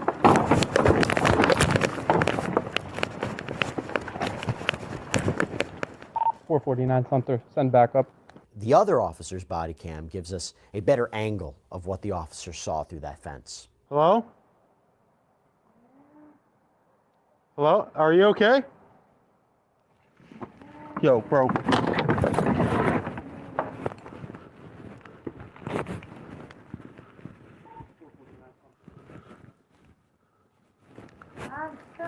Yep. 428 Sumter. We have a female tied up in the back of this residence. Hello, are you okay? Are you okay? I need to go see the hospital. Are you okay? Uh, All right, I'm cutting her off. He keeps asking her if she's okay, and she keeps saying, I need to go to the hospital. Dude, I'm tired. What are you doing? Cutting her down. All right. I have no clue. She's signal 20, I'm thinking. All right, are you okay? All right, I took him off. Okay. I took him off. All right. Here, sit down here. Sit down right here. So these officers apparently found Nicole sitting in a plastic chair with her hands tied to a wooden pole. She was wearing a t-shirt, pajama pants, sneakers. According to a police report, it was around 66 degrees at the time with a light mist. This is such a sad case, but it's an important one. It's an important one to cover. And I'll tell you what, we wouldn't have even known about it if it wasn't for Morgan & Morgan. The lawyers in this case, our sponsor, our partner. This is America's largest injury law firm. Let me tell you what, Morgan & Morgan, they're in adults. A caregiver named Desiree and her boyfriend Thordis eventually come outside with police temporarily detaining Thordis for refusing to follow their instructions. Desiree is an employee of Beyond Expectations, while Thordis is Teresa Williams' son. Now, while some of the officers sweep the home to determine who else is inside, others end up cutting the pieces of clothing that were apparently being used to tie Nicole to the post and get her a blanket to cover her up. I don't know if you saw, we took the ribbons off. It was making impressions in her wrist. They were so tight. And they were knotted, like the first one was 2 knots on this hand, the second one was 3 knots, and then there was like 4 knots on this hand. Did we get pictures of her wrist? Yeah. Her wrist where the ribbons were is smaller than her actual, it like made an impression. It was so tight. Unreal, dude. And she's skin and bone, so it's 66 degrees out. Dude, she's freezing. And they quickly realize that getting information about what's going on, it's going to be difficult. Nicole's speech is jumbled, she seems confused, and Desiree won't talk until her boss, Teresa, gets there. Do you know your name, sweetie? Nicole. Nicole? How long have you been out here? My friends are going outside. Your friends are coming outside? Yeah. Who's your friends?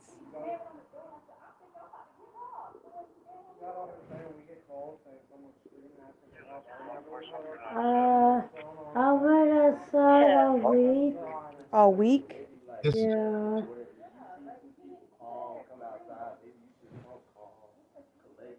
Do you want to take me to the hospital? We're going to have a doctor take a look at you. Make sure you're okay. Okay? I want something. I know you do. What's on your wrists, Nicole? What's on your wrists? I'm taking it out. No, you can leave it. Who put those there?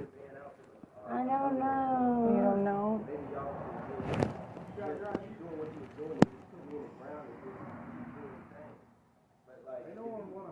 Are we gonna have dinner tonight? I'm sure you'll have some dinner, yeah. You hungry? Yeah, you hungry? I want pizza. You want pizza? Okay. Nicole asks for food several times, also requests to go to the hospital. The officers and later paramedics think that that is a good idea, even if just to get checked out. But there's confusion about who needs to give permission for Nicole to go. I don't understand how you can tie that person up and then still pull power of attorney. That's bull. There's no way that should still be viable. There's got to be something. There's got to be something. No way. No way. How are you going to tie somebody up against their will, have them cold, freezing, and then say, no, we don't want them transported? Nope. Bullshit. Like, it should be Nicole's decision right now whether she wants to get transported or not. And she wants to go. And I don't blame her. I don't want to leave her here. So Teresa eventually arrives on scene and seems confused about why the home would be surrounded by police. That's my the workers who called you told you so far, but pretty much you guys 911 in the area, hearing someone yell for help. Okay. And when we got here, they were able to see that there was a resident tied up in this carport back here, behind the back on a chair, with no one supervising her, just tied up. Okay. Well, that sometimes we have several people in the house that if there's any occasions, they have to try to protect the ones that's safe. Now, I'm not sure which person it might be, but it's a possibility that we do have one that does hit, and she will run away. So sometimes they restrain her, but I don't think that it's... Well, I mean, this isn't medical restraints. This is like a piece of fabric, like a cloth, tied to behind the back to a metal chair in an open carport. There's nothing medical about that whatsoever. Well, if this is the one, Nicole, we have a client that live here. Nicole, she often get away. So she will fight, she will hit, and for her safety, sometimes they do restrain her. So, Okay, you can restrain somebody inside the house, not outside tied up to a pole. Are you serious? What the hell? How are you going to justify this, lady? You can't. We do have orders from the doctor. So Desiree explains to an officer that there are 4 other patients who also live in the home, and she apparently was outside with all of them when Nicole reportedly became aggressive and out of control. So she ended up apparently tying her up to the chair while she got the other patients inside and helped them go to bed. And she claims Nicole was only out there for about 30 minutes. So Teresa gets a binder from inside the home that she says contains all of Nicole's paperwork. The officers, they continue to question how it can be acceptable to tie someone, anyone, up outside at nearly midnight. What's the owner's name? Teresa. Do you have that power of attorney stuff? You have the power of attorney stuff on you? You mind if I take a look at it, the power of attorney stuff? What do you mean the power of attorney? You have power of attorney, right? No, we don't have, there's no power of attorney. There's no power of attorney? Yes, she's competent. In her notes, she's competent. Not unusual sometimes for her to scream for 4, 5, 6, 8 hours. But after a certain amount of medicine, we could only give her, she only has an order for a certain amount of medicine for anxiety within a certain amount of time. So when she's having these behaviors, it's not like we have authorization to just give her this medication. So the only other offense we have is to separate her, and if she's throwing, or if she's hitting, or if she's biting, then we have to restrain her. And it's not so much for just for her, it's for everybody's safety, and that's what she was doing. When they have behaviors, we have orders to restrain them. So is there orders that say that she's to be tied outside on a wood pillar? Well, it's not, it doesn't say in specifications to a wood pillar outside in a chair, but wherever the situation is, if that's where the option was. I'm pretty sure that a doctor is not going to write an order to tie somebody up outside. It's not an order to tie anybody up anywhere. Is anywhere. there an order in that book that says tie her up outside? It's not an order to say to tie them out anywhere in specifications. There's medical restraints that doctors use. But if that is correct, if there are restraints, so if there are and she does have an order, if there are activities to where she's harmful to herself, or hurting, in threat of hurting some of the other clients, then of course we have orders to restrain her. And if you're going to restrain somebody, I know this for a fact, you don't tie them with rope or ribbon or cloth. They have restraints made for specific places on chairs, not outside tied to a pole like she's being burned at the stake. This is absolutely ridiculous. How stupid are people nowadays? Medical restraints or with scarves? Whether it's, and I'm not sure, no, it's not, it's whatever you have to restrain her with at that time, And I'm not being difficult, but I'm just trying to explain to you our situations in that same aspect. I guess the way I look at it is if you are a behavioral facility, you should have other methods of dealing with this besides tying them up outside. Which we do. If that's what you specialize in, and that's the least.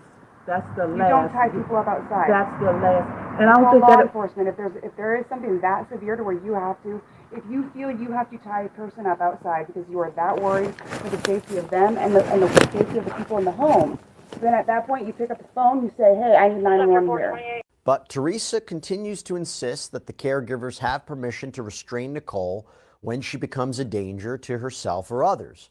And according to the lawsuit against Teresa and Beyond Expectations, Teresa told law enforcement that this is not the first time Nicole had been tied up and that it was common practice when residents acted up. But there's still a lot of confusion. Does the group home have guardianship of Nicole? What about power of attorney? Does Nicole herself have any agency? In the end, paramedics looked at the documentation that she had and determined she had authority over Nicole's medical and dental care. So Teresa refused to allow Nicole to go to the hospital. And then a supervisor from the police department came out to talk to Teresa about the situation. If she would have been inside, it would have been a different situation. She was outside to where they couldn't control her. She couldn't control her. So she put her, since she was in that area where she was already at, temporarily, that's what she did until she was getting the situation under Okay, so control. how temporary is temporarily? I think it was like 30 minutes. So in that 30 minutes, it was impossible to call 911. It was impossible to call an ambulance. It was impossible to get a possible Baker Act. It was impossible. I'm trying to be as level-headed as I can here. I understand. Under no circumstances would I consider that okay. Under no circumstances, unless it was absolutely an emergent situation to where you had to restrain her long enough to get an ambulance here or the police here to Baker Act her and or to some type of hospital. And I think that in that time frame, that was one of the considerations. It's not like she had been there for an extended amount of time. Well, She had not. the complainant says she's been hearing them all day. Now, I can't verify that or not because the house is kind of secluded and you can't really see it. Well, you know, when you say, wait a minute, when you say hearing them all day, it's quite possible that she did hear it, wherever it comes from. This is something she do all day, every day. Now, according to an incident report, the supervisor determined that there appeared to be, quote, substantial reason to tie up Nicole, although the means and location were not the best choice. As police leave the home, Teresa has this to say. Have a little mercy on us. I understand that. Have a little mercy. Have a little mercy on us. If you knew everything that we actually deal with on a regular basis, on a daily basis. I get it. I'm sure it's extremely difficult. Yeah. That's great. Have a nice night. According to a police report from that night, an officer contacted the Florida Department of Children and Family Services and got the runaround. The officer requested an on-call investigator immediately respond, but the investigator said since Nicole was an adult, what's known as a, quote, adult protective investigator would need to be contacted by calling a hotline.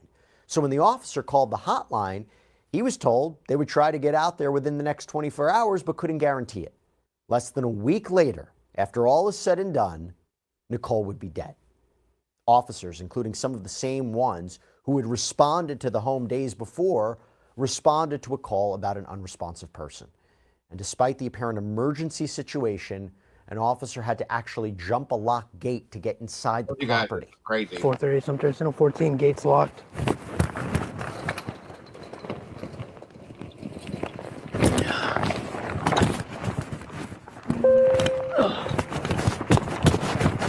Does he have a history of using any kind of drugs?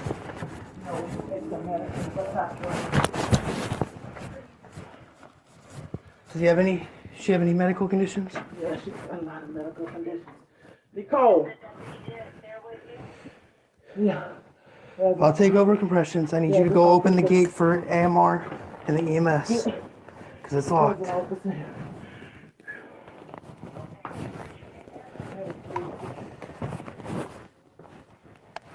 That's 10-4. I'm 10-12. Starting compressions. Going back to the lawsuit against Teresa and Beyond Expectations, it reads, on or about November 28, 2022, Teresa L. Williams called 911 because Nicole was unresponsive. She claimed she had moved Nicole from the bed to the floor, had checked on her not too long before law enforcement's arrival. EMS providers were able to determine that Nicole had been dead for some time prior to the call. Do we have any known history of drug use or abuse Yes, of WB. medications with her? No, she just has a long Medical history and a long-term use of medications because of the history that she has. But no abuse? No abuse. Okay. Do we know if she has control of her own meds? No, they're dispensed to her Okay.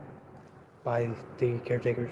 So the same police supervisor speaks with Teresa again after Nicole is found dead. And Teresa tells him that the Department of Children and Families investigator came out, checked everything out, apparently finding nothing was wrong. So the investigator himself actually came out within 24 hours after the police department came out on Thursday. So that's where we were with that. Okay, so they didn't suggest that she go to the hospital and get checked out? No, not to my knowledge. They didn't tell that to me. Okay, did you tell them you had power of attorney and said no? No, I did not tell them I had power of attorney. Matter to the fact, I explained all of that to them. What we have is this right here. They took pictures of what I have. They was asking me about guardianship. I told them that I did not have guardianship over Nicole because Nicole on her plan of care. This is what we have from our state office for Nicole. The only issue I see right now is if in fact, because it was my understanding, and I may be wrong, it was my understanding that EMS was told them that they're not allowed to take her to the hospital. It was my understanding that night. And if that's the case, and I can easily go back and look at all the videos. If that's the case, then we're going to have an issue. If it's not the case, then I don't see that we're going to have an issue. Only because any kind of medical intervention between that night and today may have changed things, maybe not. I don't know. I don't know. We don't even know what you guys are. Exactly. So, but that's where we stand. We're going to have to obviously call DCF again and let them roll in a little deeper. But the lawsuit takes into question what Teresa apparently told police on the day that Nicole died, because the complaint reads, however, this time when speaking with law enforcement. I wish I was too, Demon. I wish I was. Take care, bud. Thanks for joining us today. Be safe out there. Enforcement, Teresa L. Williams said placing Nicole in a chair outside is not a common practice, and that the incident on November 23rd, 2023 was the first and only time that had happened. There were numerous inconsistencies and contradictory statements by Teresa L. Williams throughout her interaction with law enforcement. Now, an autopsy later confirmed that Nicole died of combined drug toxicity, meaning she was given too much medication and overdosed. And in what may be the most heartbreaking part of this, it is laid out in the complaint that neither Teresa L. Williams nor any other staff member of Beyond Expectations LLC ever notified Nicole's family of her passing. Instead, they had to learn of this tragic incident from the funeral home. So the lawsuit lays out 5 causes of action that they're suing under: medical malpractice, wrongful death against Beyond Expectations LLC, medical malpractice, wrongful death against Teresa L. Williams, civil false imprisonment against Beyond Expectations LLC, abuse, neglect, and exploitation of a vulnerable adult against Beyond Expectations LLC through its employees, and then abuse, neglect, and exploitation of a vulnerable adult against Teresa L. Williams. Okay, so I'm joined right now by Samantha Spandau, the attorney from Morgan & Morgan, who is handling this case. Thank you so much for taking the time. Really, really appreciate it. I want to start off first and foremost, how's Nicole's family doing at this point? Yeah, Nicole's family, they're doing okay. Once something like this happens and you lose a loved one, there's always going to be a hole in the family and your heart and your day to day. But with this medical malpractice case progressing, they're starting to finally feel just a sense of hope and a sense of justice. That's something that they haven't been able to feel in a very long time.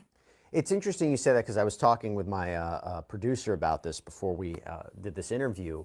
And one of the things that she relayed to me, and we'll talk more about the actual legal case, is that it's not so much about the money, right? For you and the family, it's more than that. It's not about the money. It's not. And when we first met with the family, we really didn't even know if we'd be able to recover any type of monetary compensation.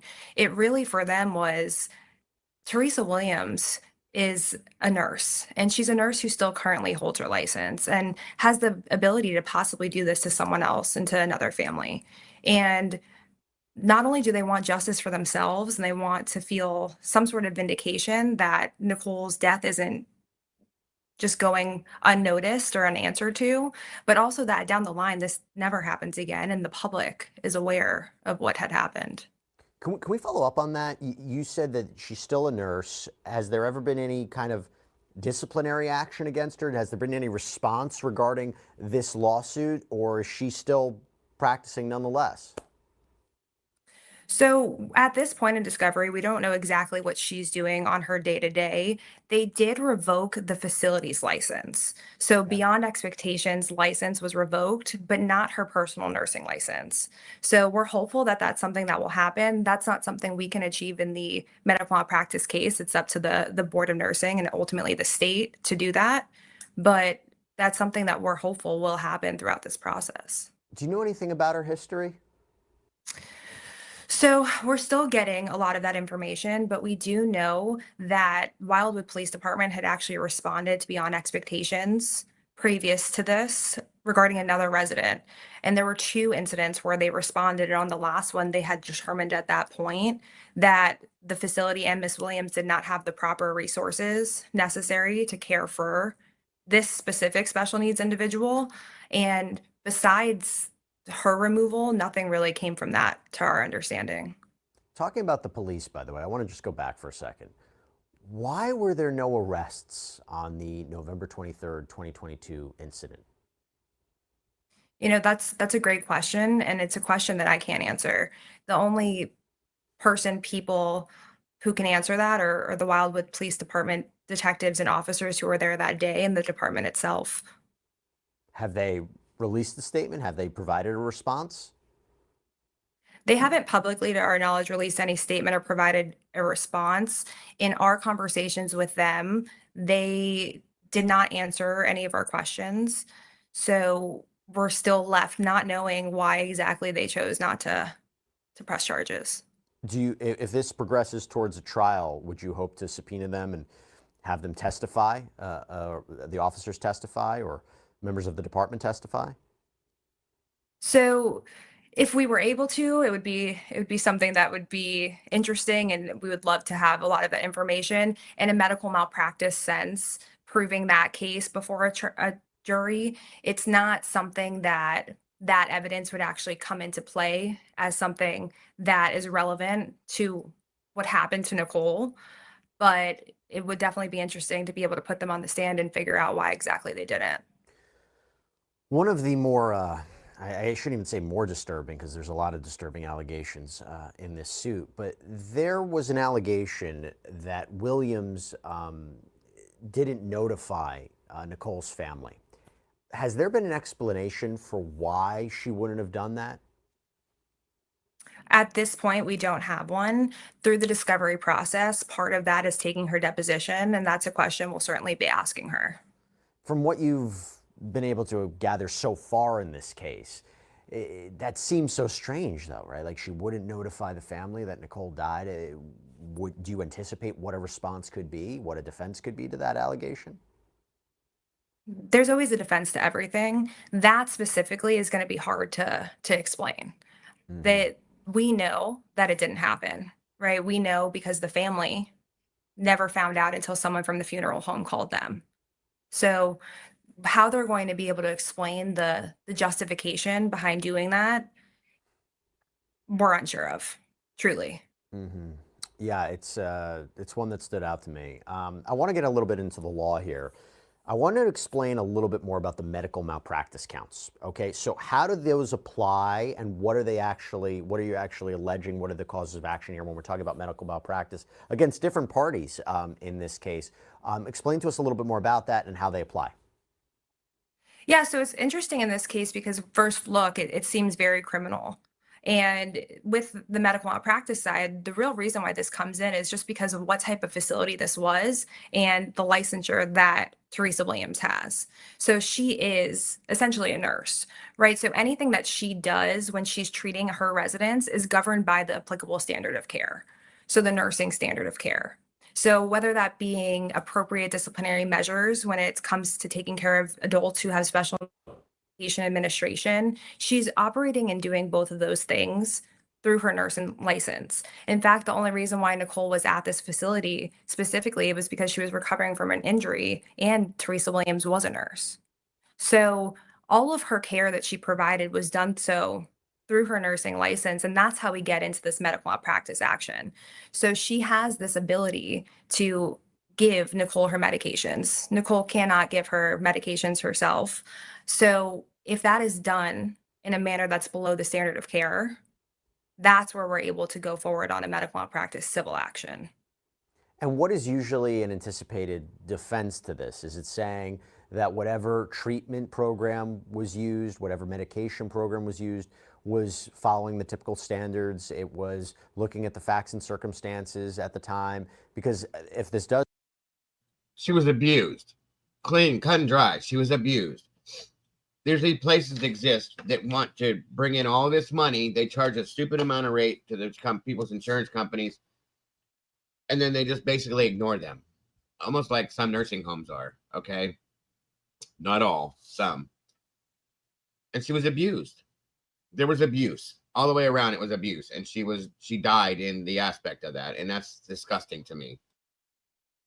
Does progress to trial, they're going to have to explain what we saw in that body cam, right? And I'm curious, what is it usually an anticipated defense to a medical malpractice claim like this?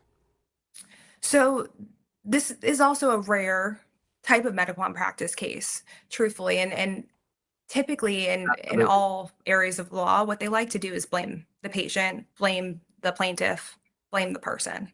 So with the false imprisonment counts, there's maybe a way that they can try to explain it. With the medication administration, it's going to, it was the medication that Nicole was prescribed. It was just the amount in which she received. I knew what you meant, WV. It's okay. You corrected it, though. It's good. I got you. That was the issue. So they're going to have to come up with some way to say that was the appropriate amount, even though the autopsy says otherwise, that they did not provide the medication. You know, there's different things that they could try to say, but they're essentially going to have to blame someone other than themselves.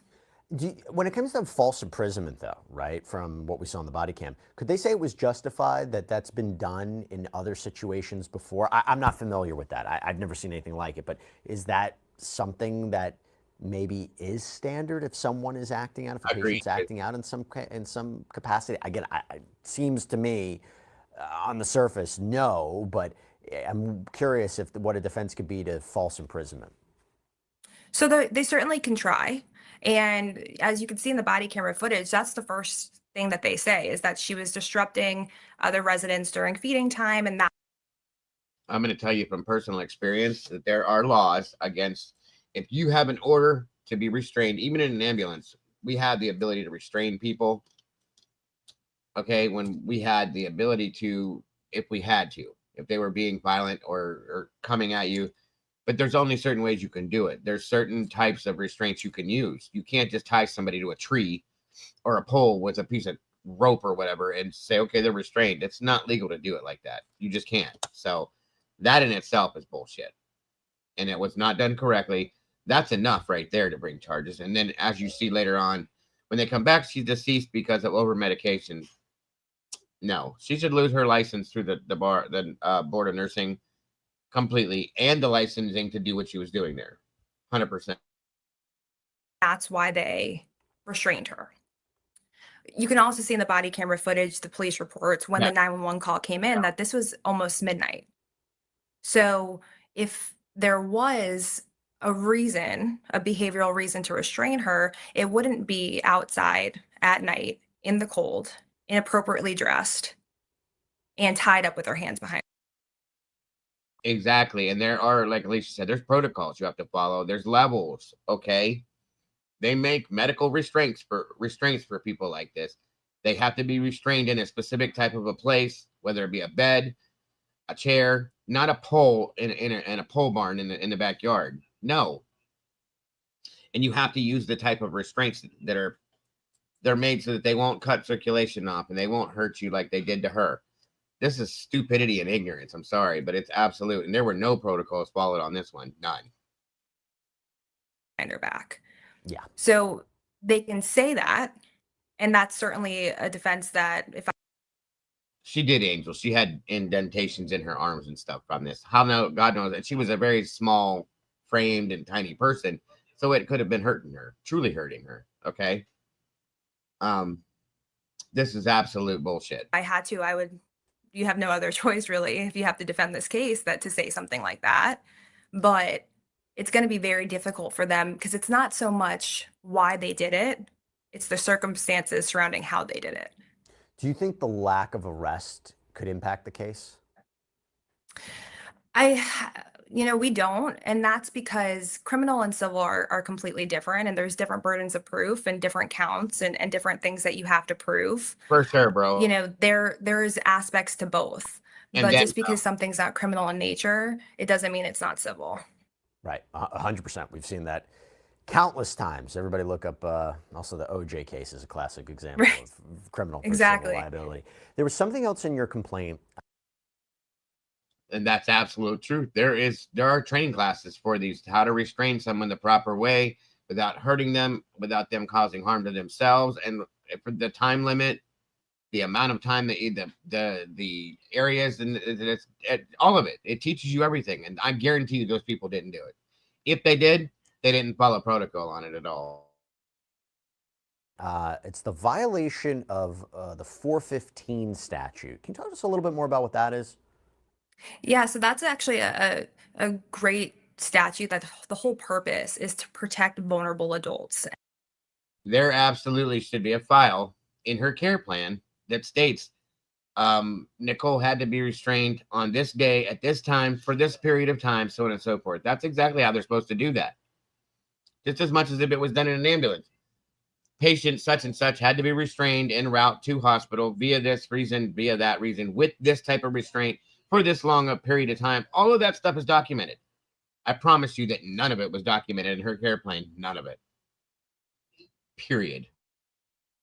Anyone over the age of 18 who, for some reason, does not have the ability to protect themselves, not have the ability to maybe formulate normal thought processes, be able to speak up when necessary. There's a wide group of individuals.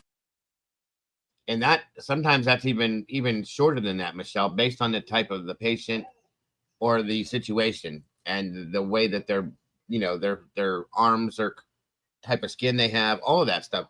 It all changes. Individuals who can fall into this protected statute. Unfortunately, I understand the need for it. I get it.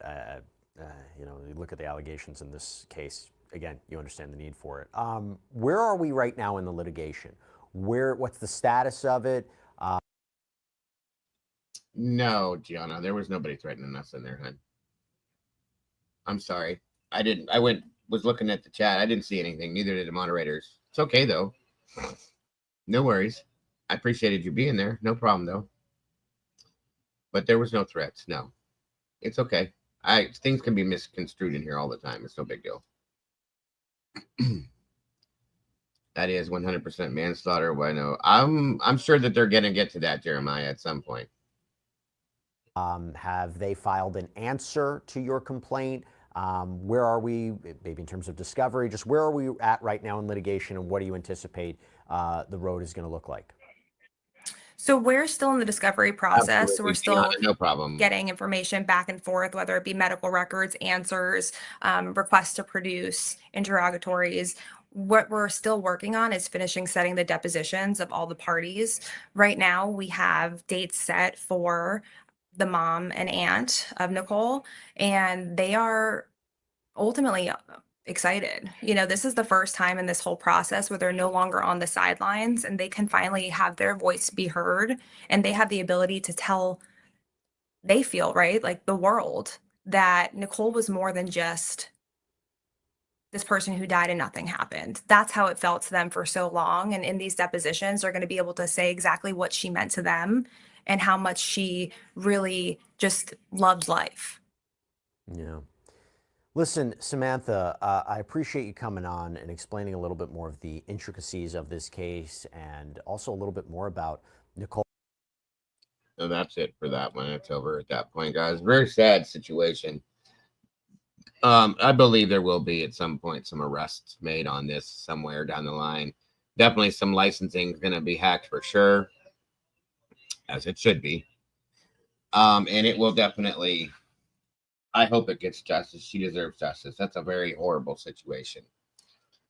Very, very horrible situation. It's insane to me that that stuff happens.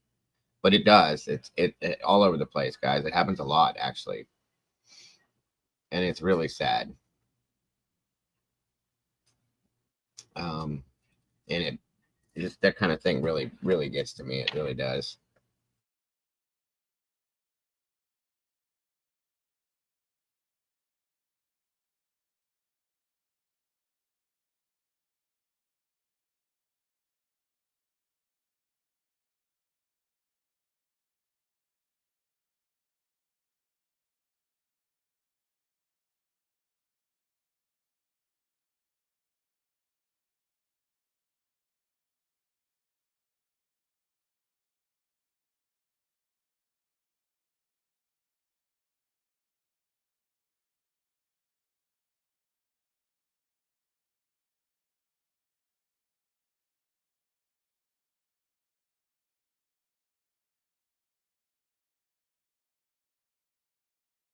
All right, y'all. You know what time it is.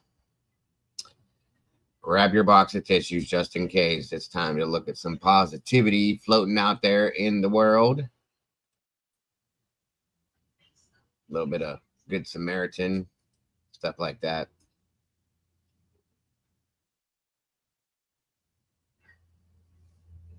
So here we go.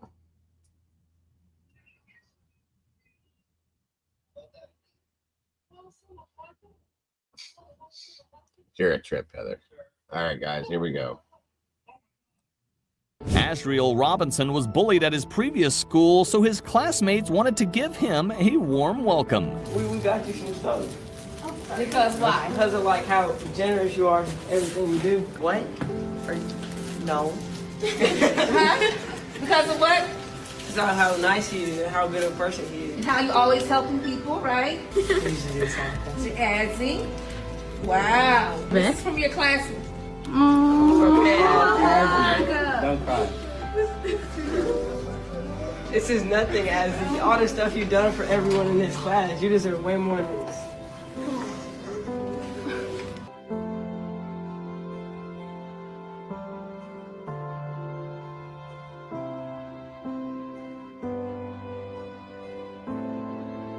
Johnny's family wanted to help him achieve his dream of completing an Ironman race, so they did something extraordinary. Cerebral palsy may control his movement, but certainly not his will to keep going.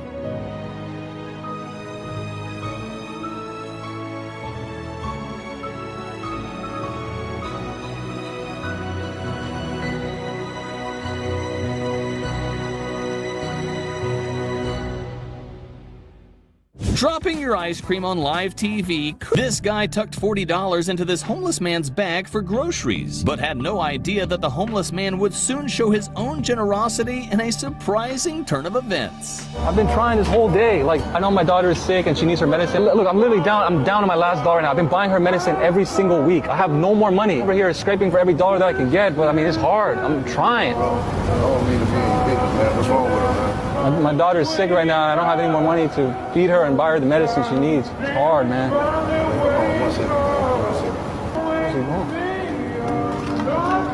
What's he doing? Took all his bags, too.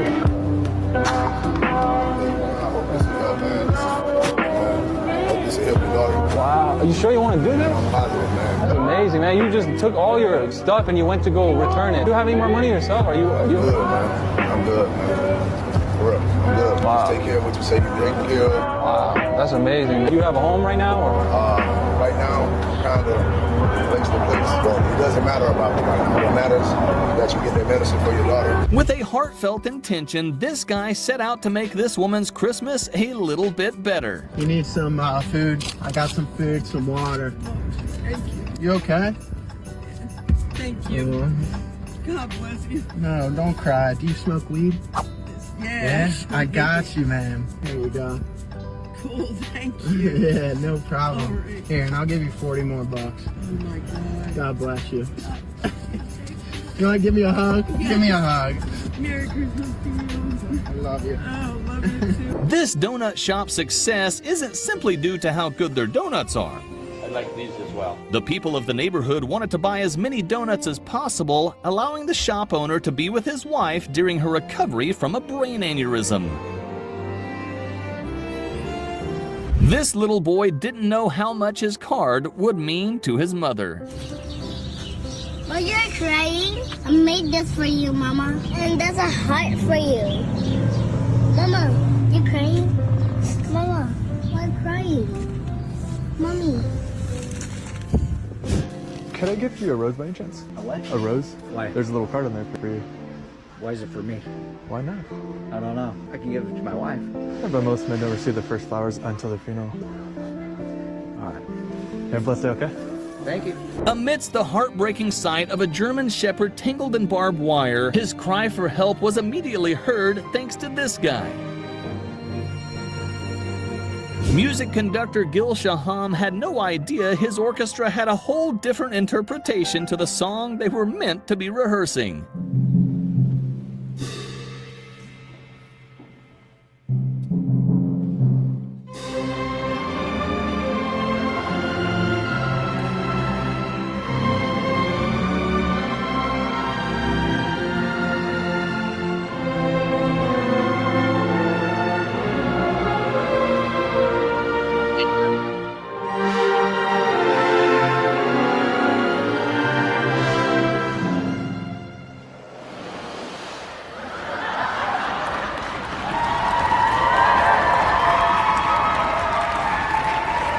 Quadriplegic student Noble Haskell, a cross-country athlete who broke his neck in a 2021 car accident, overcame odds and walked to receive his diploma, resolute in his determination to run again.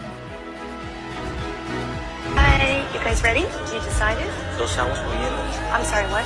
Lemonade? This man realized that there was a language barrier, so he decided to help out in more ways than one. Our waitress brings that water. Here's your water. Okay, can we order in English, please? This is in Mexico. And as soon as she makes that demand, this customer jumps in to act as a translator. You don't have to get involved. This is my job. I hear what you're saying, but they will have a hard time or whatever. Well, yeah, I just don't know what they're saying. I mean, they just need to speak in English. He stays calm and respectful as he tries to get his point across. If I don't speak Spanish, what should I do? Well, I'm trying to help you and help them at the same time. Okay. Yeah. So they get it in a hamburger. You like the cheeseburger deluxe, medium well. The 2 Pepsis. You can give me the check. Yeah? I'll take care of the check. Oh, well. Devastated by the fact that his young boy couldn't see friends and family on his birthday. I've noticed, you guys, and I'm sorry about that some of these are like these compilations, they pull and throw, like we've seen some of these more than once, but they keep changing them and there's other ones involved in them. They keep mixing them up. So my apologies if we've seen them more than once. Due to quarantine, his spirits were soon lifted when the local police stepped in to change his day.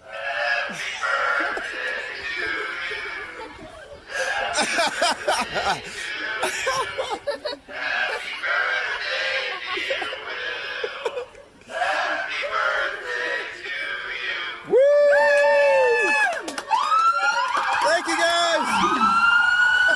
Wow. How was that?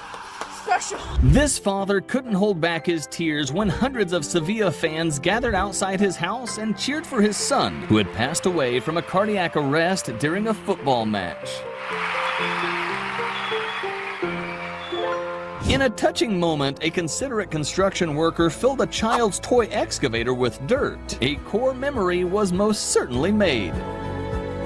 This little girl noticed the homeless man's tremor, so she offered a helping hand without hesitation.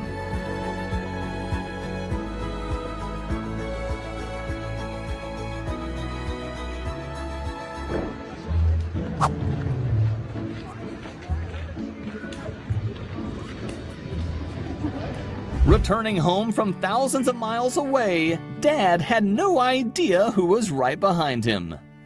Wait a minute, what's here? Squirt, squirt. I miss you so much, Patrick. How long have you been here? Just this morning I got in. God, so glad to have you. Never would have 1,000 years would have thought it was you. So happy to see you. We're going to barbecue in a couple hours. Oh, are we really? So glad to have you, Patrick. I miss you so much. It's been a while. It's been a very long time. 11-year-old Elijah, battling a brain tumor, always wanted a pet corgi. He even had the name Tucker picked a surprise for him, gifting him a new drum set and promising additional drum skills. The student who lost his drum set in a fire had been self-taught, practicing at school, church, and a guitar center. Inspired, Miss Caldwell arranged a surprise for him, gifting him a new drum set and promising additional drum books and practice pad, moving the student deeply. Oh. Oh my God. Oh my God. Thank you. Oh. You want to try mine?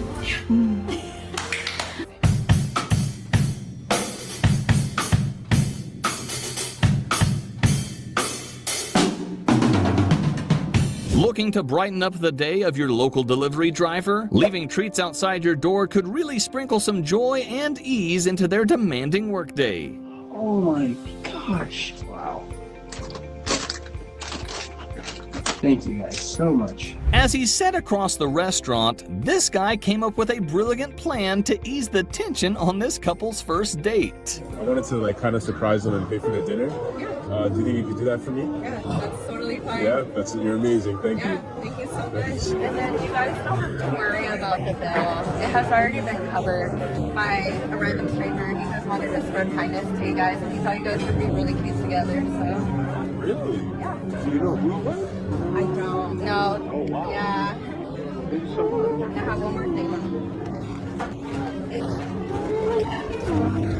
They have blessings for you guys. So. Really? Hey guys. Right. Very nice to serve you guys. Thank you so much. This heartwarming prank by Big Dawes TV set the standard for how pranks should be. I am Muslim, so I can't give you a hug, but I wish I could. Knuckles? Yeah. Heck yeah. I'm literally returning the school rented laptop as we speak. Are you kidding? Pull that. I don't believe you. Let me see it. Look, I don't want to get it wet, but that's the No, school you're laptop, not. so I don't have one. No way. That's just straight up meant to be. That's so cool. Thank you so much. You're welcome. Hey, how much gas did you want? $20. $20? Can't find my money, so I don't know if I can do it. You can't find your money? Thank you anyway. You found it? Yeah. I only wanted $20. You only wanted 20? I filled it up. Okay, but I can't pay that. Guess what? I wanted to pay for your entire gas. Why? This is completely on me. You okay? I don't work here. I just wanted to give back to you. I guess he was watching over you today. This woman noticed the freezing homeless dog and brought it a blanket, offering some warmth to a furry friend in need. In a heartwarming gesture, this guy pretended to buy fruit, but surprised vendors in Bali with unexpected gifts. No, it's okay. No, it's from me to you. Ini adalah untuk Anda. Tidak mau beli buah. Terima kasih. Besok sini ya. Terima kasih ya. This may not be your traditional act of kindness, but you've gotta love the guy when he's this honest. I found your wallet, your ID in it, so I brought it all the way out here. You live really, really far though, so I just wanted to see if I want to grab 20 real quick for gas, because gas is high. If you see like a little $7 charge on your card, I had to pay my Netflix, but I wrote down the login. If we all looked after each other like this man does for this pigeon, the world would be a better place.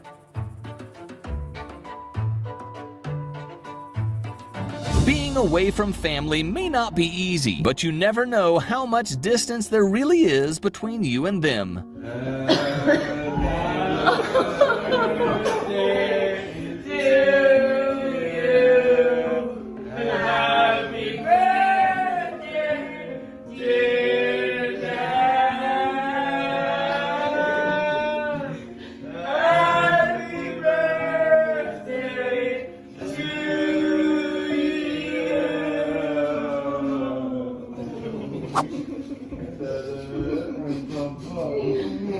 These bikers stopped in their tracks to help get this old lady safely across the street.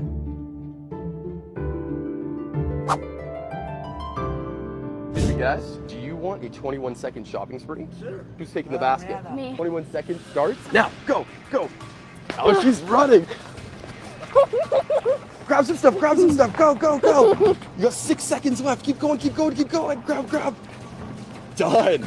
She really hooked you up. Look at this. You got barbecue stuff for days.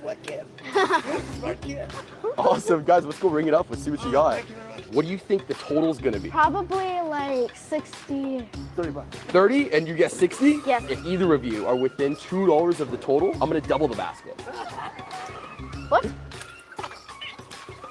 Is that everything? You know what? Is this your basket of food? Yeah. Why don't you throw that in? I'll pay for it also. Oh, really? Okay. Yeah, throw Okay. it in. Total today, you have officially been shake paid. Congratulations, both of you. You're welcome. I hope you have a great day. Shopping again. Thank you. You're welcome. This pure-hearted thought he'd be spending medical school. She knew exactly who the first person she had to tell was.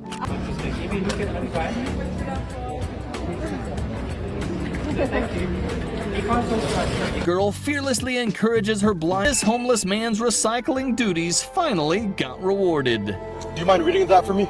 You're only one decision away from a different life. That's for you? It is. I've been homeless for several years. Okay. And I do recycling for a living.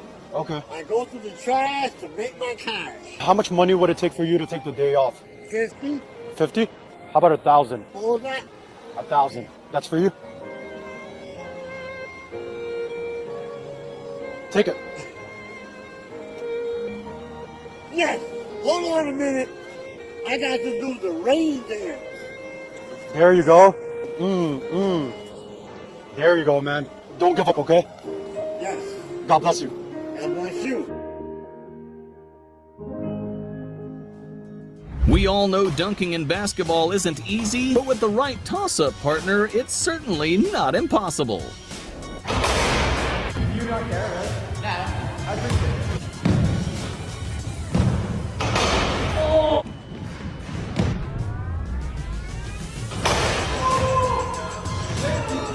Despite losing his hearing and vision.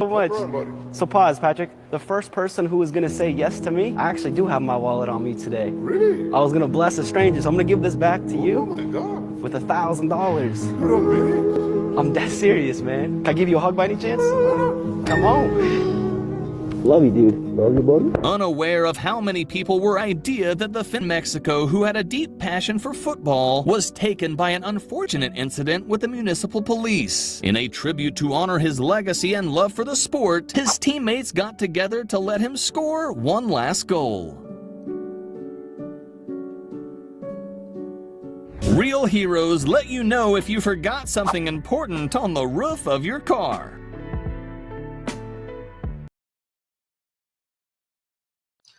All right, that's it for those guys. I hope they weren't too bad for you. I hope. Let's see. Where are we at here? Hang on.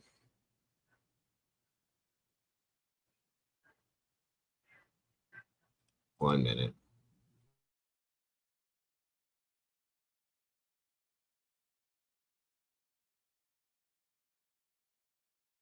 And of course, last but not least, let's see if we can get out of here with a smile on our face today. Maybe, maybe not. Let's see.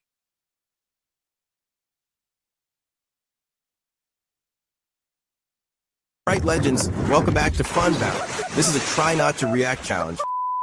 Zoe Shorter, you can do it! Yeah!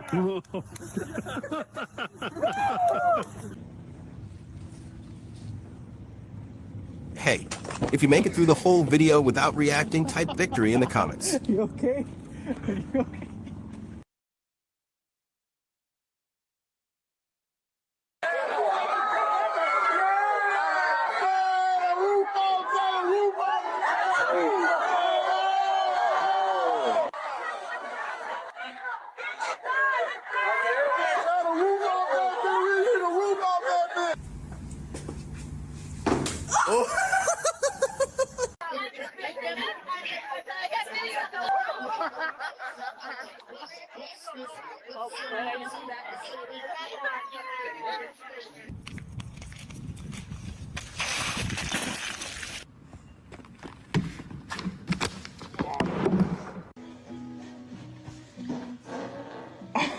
That's exactly how I thought this would go.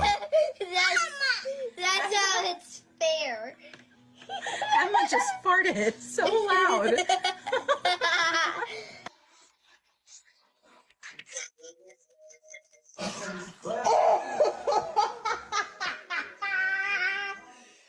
Well,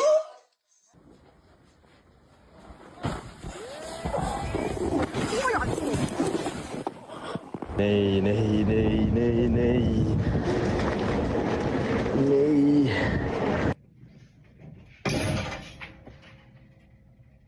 Truly breathtaking.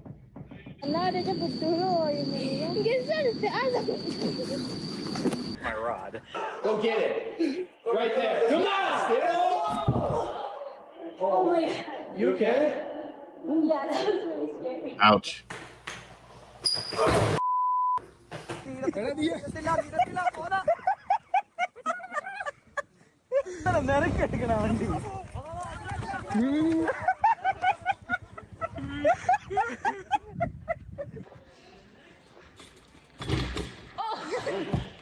Don't do that. Let him. Oh no! Her phone. Oh!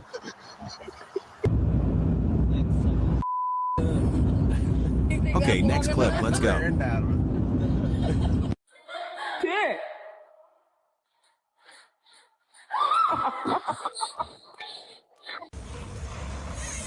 Yeah. Oh! Ouch. He landed it for the most part. Hold on.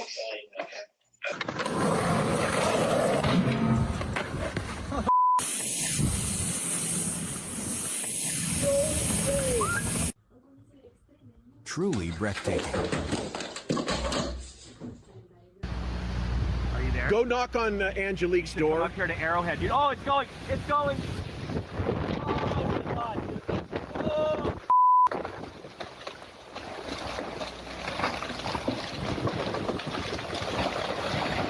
Wow.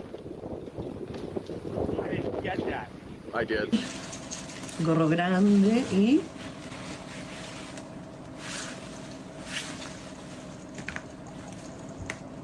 Well, that was something.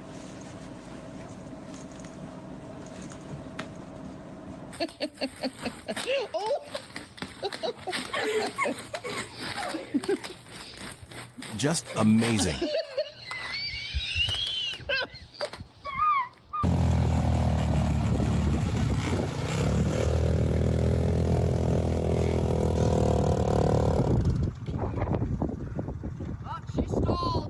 Amazing.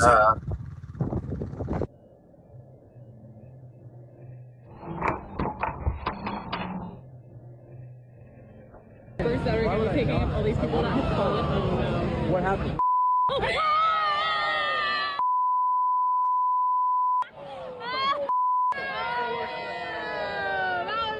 Ouch, that's gotta hurt.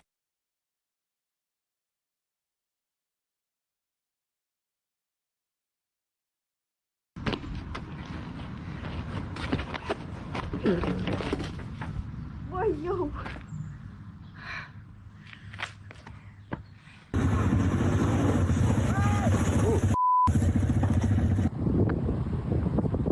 Well, that was something. You're fine. Oh, ow. Gee.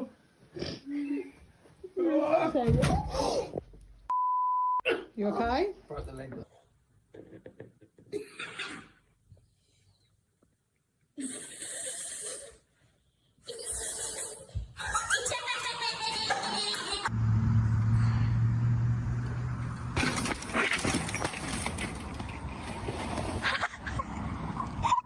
No way, did you see that?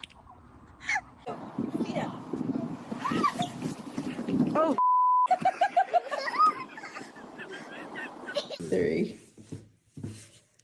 Oh, wow.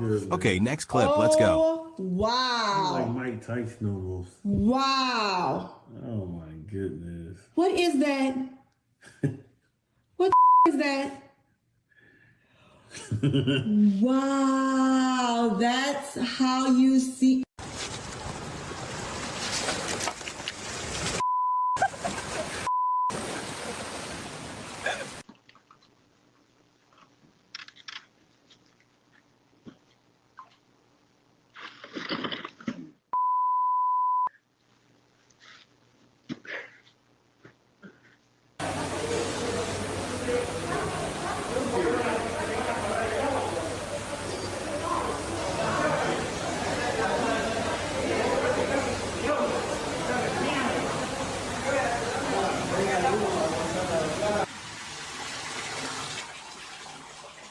I was not ready for that.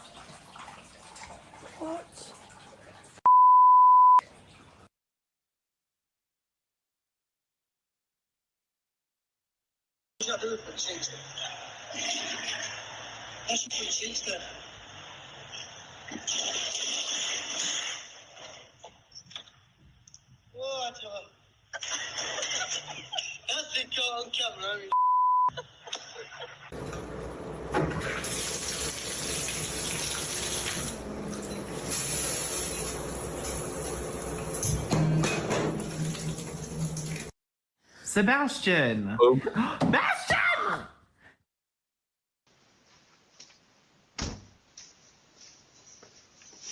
Take care, Gianna. Thank you for joining us today. God bless. Someone get this guy an award, seriously.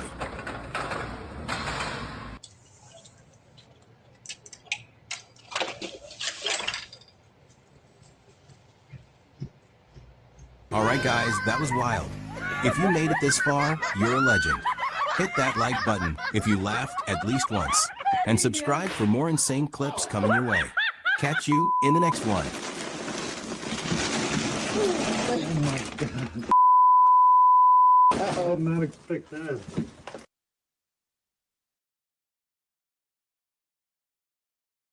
All right, folks, that's going to do it for today. Thank you guys so much for joining us. I hope you had a great day. Thank you for being here for the show. I don't know if I'll be here later. I got some stuff I got to do today, but if I am, I will see you then. If not, I will see you in the morning. Thanks again, everybody. Moderators, you're amazing. Don't forget to love yourselves and love each other, and don't change nothing. You guys are the beautiful people, and I'll see you very soon. Bye.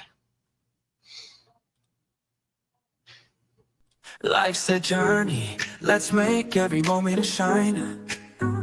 Together we share, our hearts so intertwined. Each time you tune in, we're dancing in sync. With every story told, just let your soul think. A little laughter, some love, we're flying high.